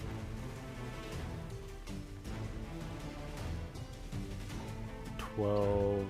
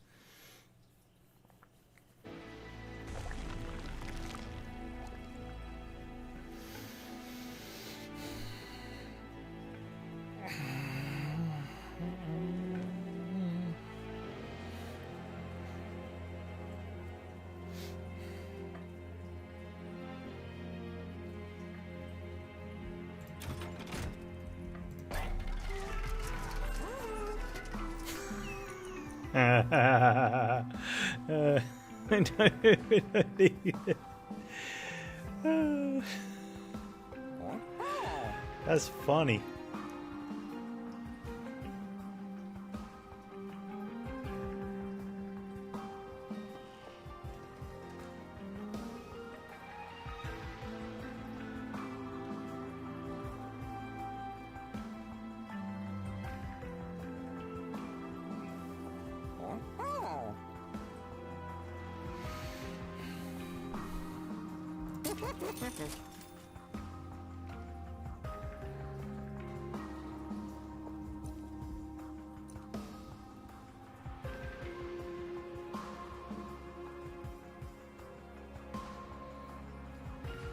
As the X cost gets 3+ energy relic was available. Do I have any spells that I would want to put anything else on? I want to just get rid of stuff.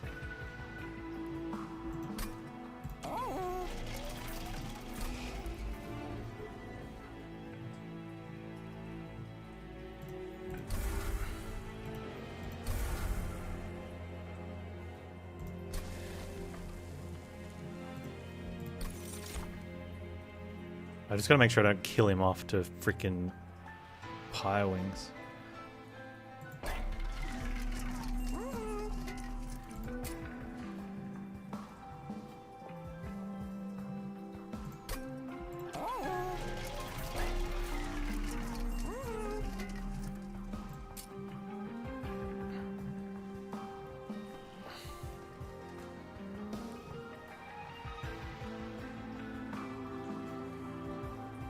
I mean, the restores don't do anything early game because we're not looking at them from a regen point of view, are we? We're just looking at them from drawing. So being there is actually bad because I have to use them to draw itself.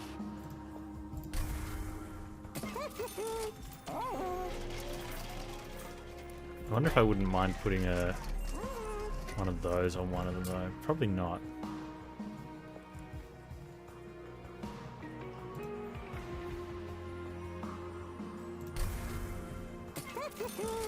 Having a little bit of regen does draw a bit. If you've got regen stacked, you'll continue to draw at the end of that turn. So it's probably not that bad to have. They're not great though. And it's only once regen's rolling. And I guess after we get to that stage where we just don't want it anymore, because eventually you're going to get back into them. Whereas the Wildwood Sap I think works because that'll give us 5... cost us one draw this turn, but it'll give us 5 turns of extra draw after that.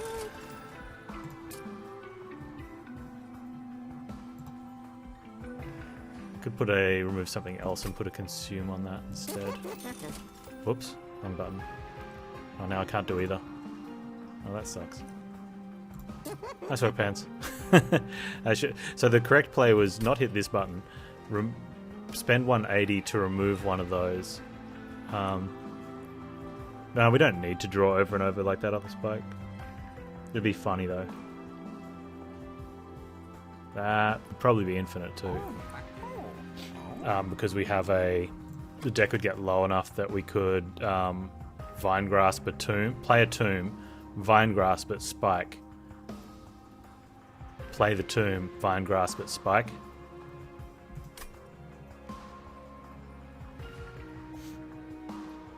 Huh. That actually would have been really funny.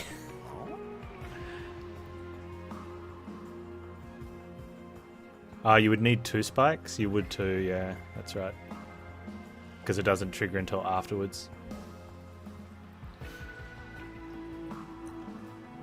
Wow, I mean, had I thought of that, we could have duped it.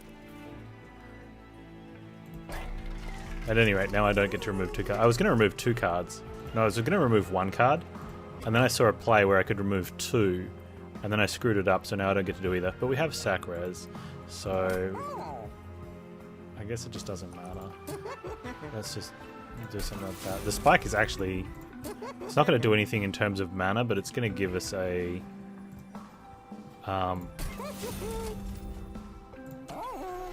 nice turn boost. Would have been interesting. This infinite would have actually been good, because what you'd do is you would boost... actually, I probably would have lost the run, because I would have taken Paraffin Thug down to 2 hit points and been like, look, this is great. You know, we're going to murder Seraph now, and then he would have died to a Pyre Wing. And I would have been like, ugh. But basically, you could set, if you weren't as dumb as me, you could use that infinite to not for Rector. You would use the Razor Sharp on Thug and just get him down to like 10, 12 hit points on turn 1 or 2. And so he's immediately killing the heavies. And you don't have to worry about leakages at all. And then you could probably do something on Rector as well, so he's killing one, and then you just don't need to do anything. You just end turn and finish the game out.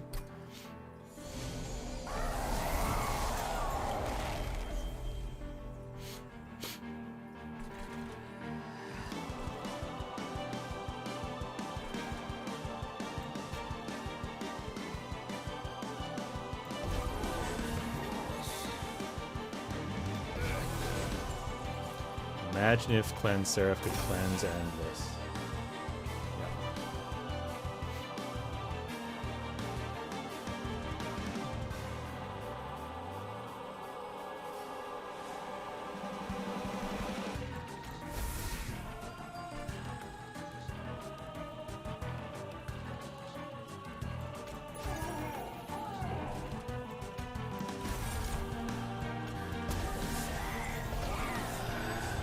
So Rector's automatically right now got enough hit points where he's good.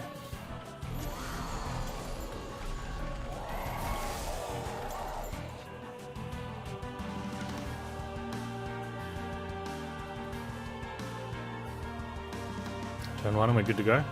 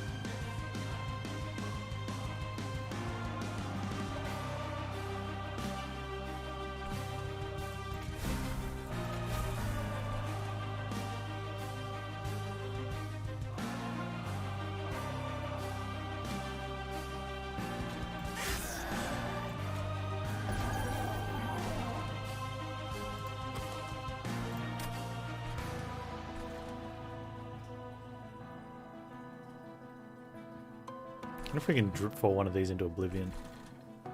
Probably not.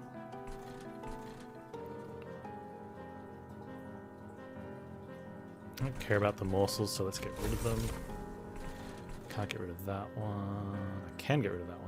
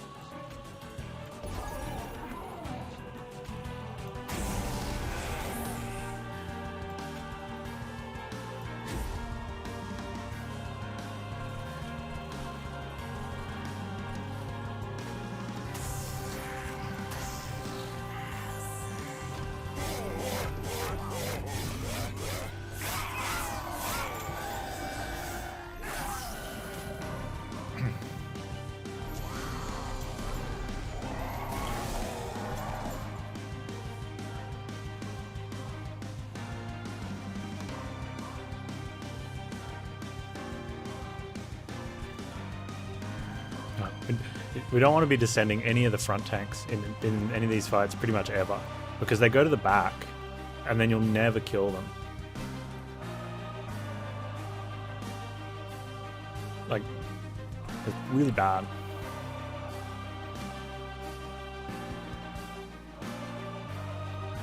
The only tank you're ever going to want to descend in a lot of the fights are the ones that do 0 damage, because you don't care if you don't kill them, because they do 0 damage.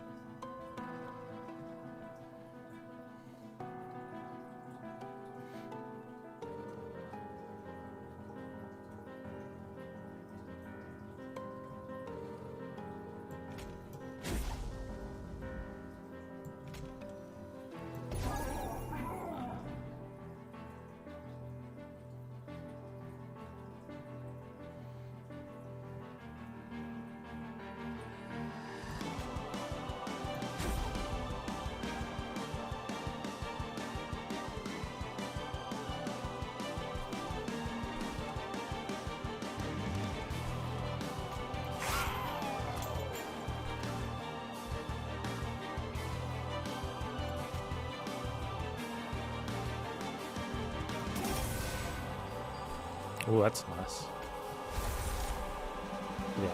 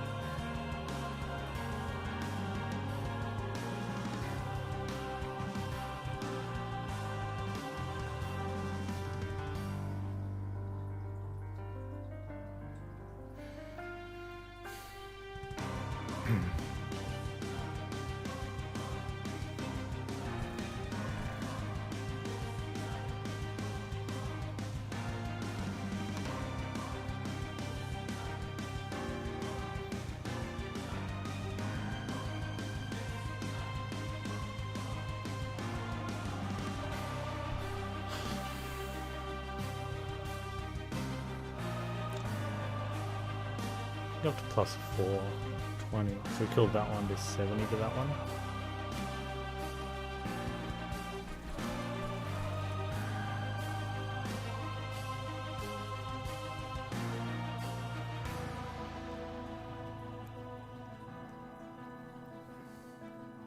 We have Firewall. I don't want to be taking that much.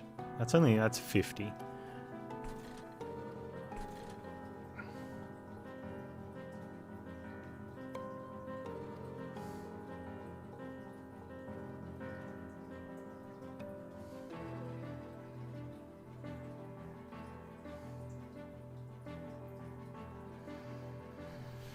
I have to think here how much we scale for the next one, because this is the tough guy.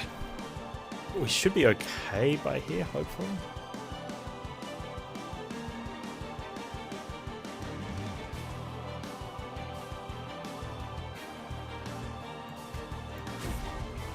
Take 30. I'm okay with 30. That's...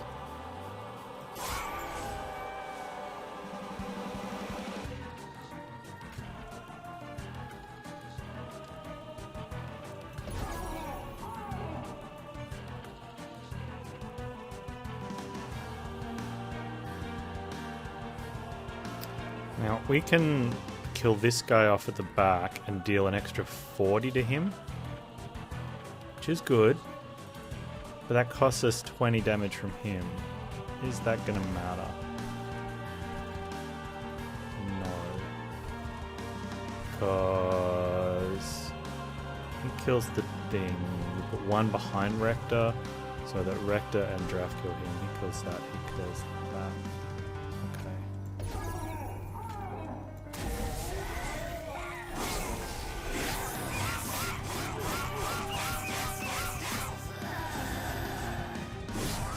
It's only 2 hits as well because we're at higher damage. That one though, that's a problem.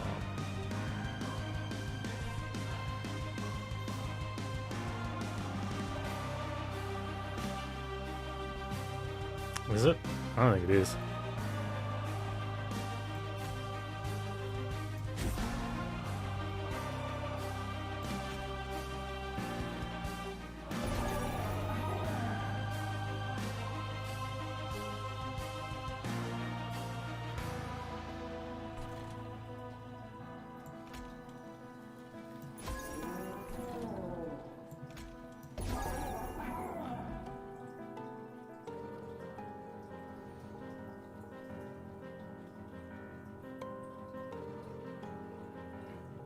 Why is that one not killing 1, 2, 3, 5, 6? Why is that one not killing that one?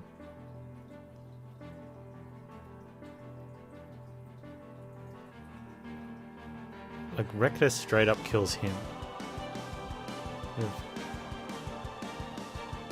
That guy spawns, goes...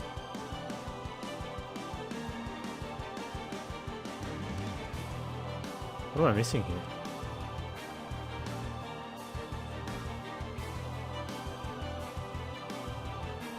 Rector has 150 damage, kills this guy. This guy spawns 2 drafts which deal 40 damage to him and he's on 150. He then hits him twice for 180, which is more than enough for his remaining 150.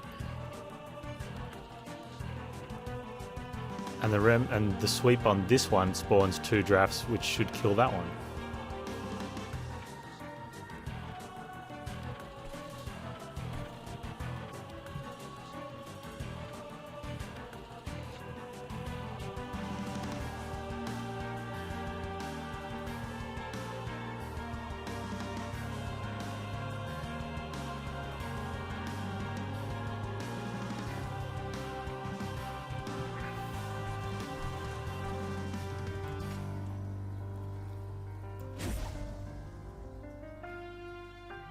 Okay. So just to recap, because I'm going to submit this if it does something different. There is no X showing here and no damage showing on Seraph. However,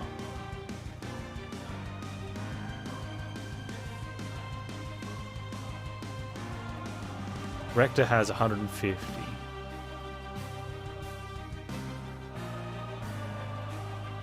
He should do 150 damage here. This guy's going to pop up 2 drafts, which will do 20 each, which will knock him down to 150. Our boy Paraffin Thug here will then do the remaining health over his 2 hits and killing this guy. This one that spawned 2 drafts will then do a hit here to kill, and 1 hit here for 10 damage, and then the second draft will do another 20, making 30 damage.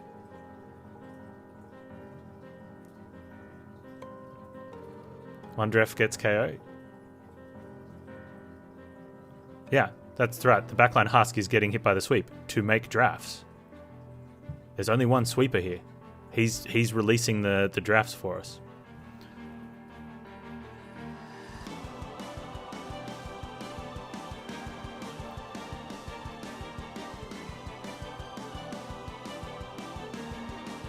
No hits on frontline. Rector deals 150 damage and kills him. Okay, hang on. I'm gonna have to, because I want to have, I'm gonna have to submit this as a bug. I'm gonna do this again, but I'm not answering questions. You either listen and get it, or not at all. Can't calc because 7. Oh, this is what I think's happening, Sigi, but it's not correct because they'll be dead when they summon. So it's not like they summon the, unless that's what's happening. In which case, that's bad, right? Because he's dead. And so summons 2 to replace him. So we have 1, 2, 3, 4, 5, 6. There's only going to be 6 units. That's the only thing I can think of. The draft's trying to summon before the body despawns. But if that's the case, we have 1, 2, 3, 4, 5, 6. We should at least get 1 draft here. And that 1 draft here would do 10 damage here.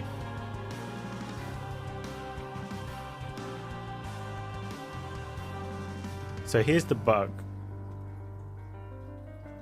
At some point there could be 8, but it doesn't matter because the one here should be doing this this damage on this guy.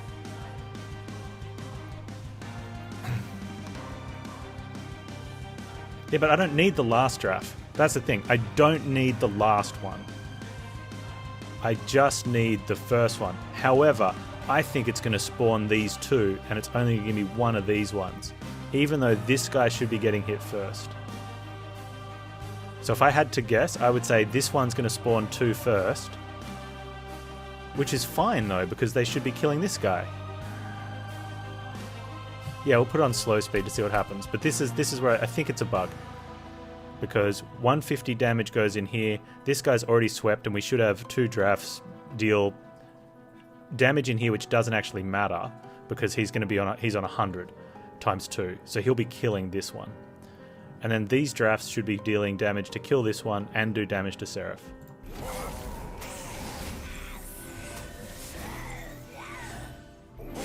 It summoned the draft in the wrong spot.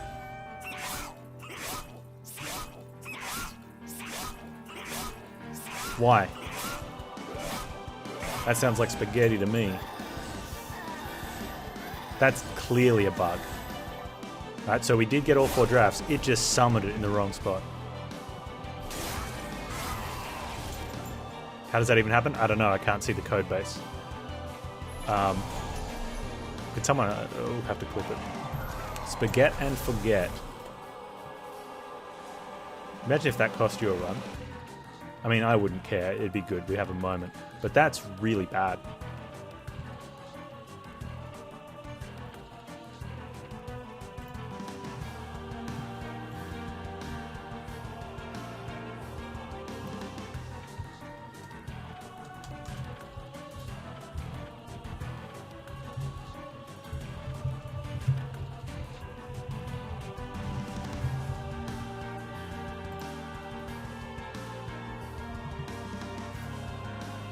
That's a bug, hey. That has to be a bug.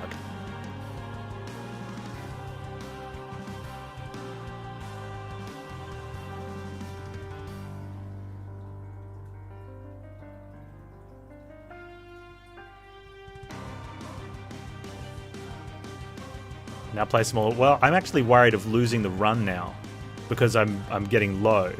So I kind of want to win the run instead of doing science for the devs. They can do science for themselves in their own code. I want to win. And I can't put him in the back because there's no sweeper.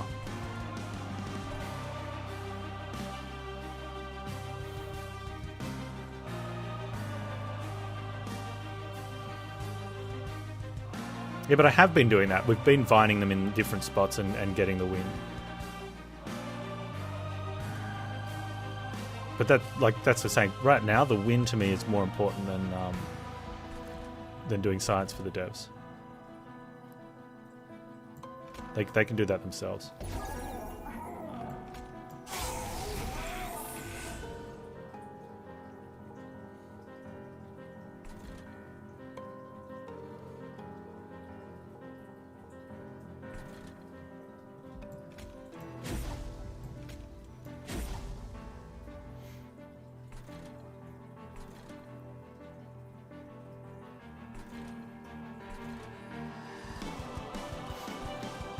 Do I want the endless one back next turn? I want the vine grass. And maybe some the other vine grass. Well, the damage preview was correct based on the incorrect location of the spawn.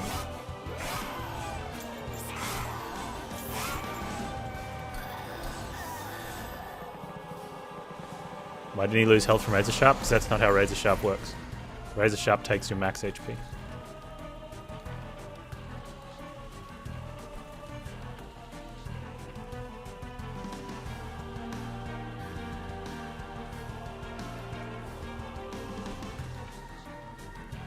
That still sounds bad though, Shade, hey?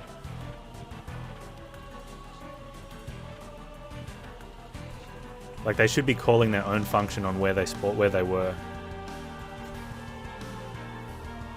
I think it's something else causing that. I understand why it sounds like that straight away, but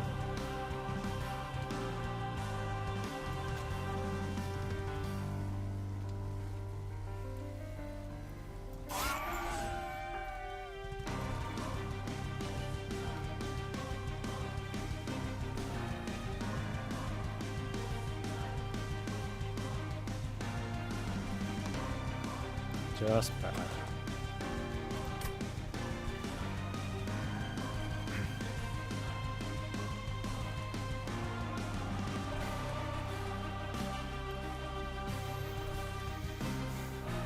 So I just have to make sure I clear these waves. Seraph's not a problem.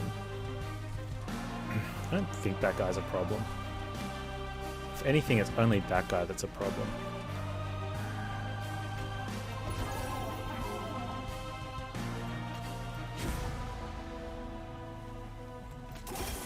Oh. Not a problem.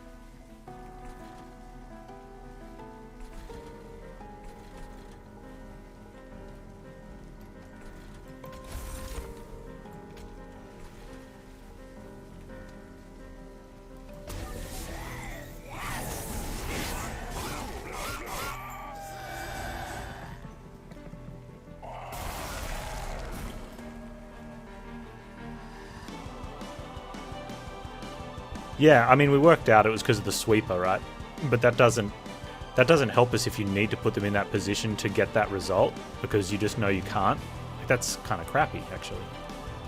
It's like, why can't I get the victory forehead?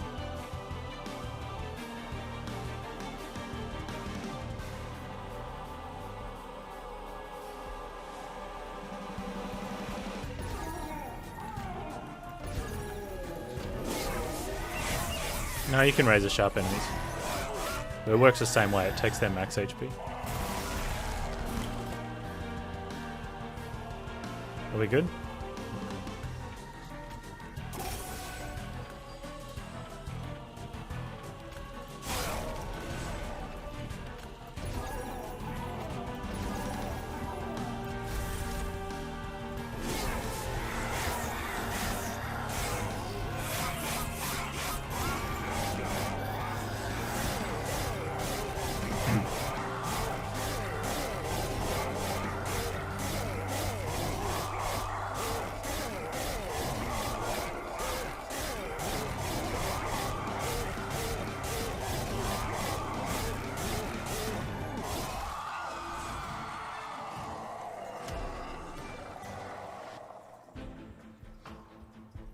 That's really strange. Like, I'm thinking, were there other times in that fight where we had two Remnant hosts with a unit in between them that died to a sweeper?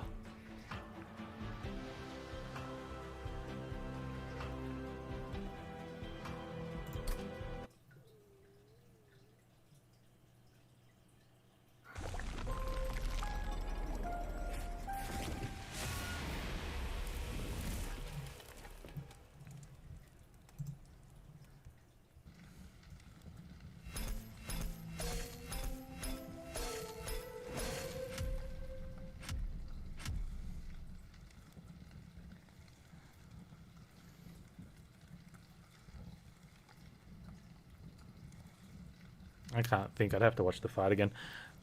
It doesn't... Well, and right now it doesn't matter. I'll just give the devs the timestamp tomorrow.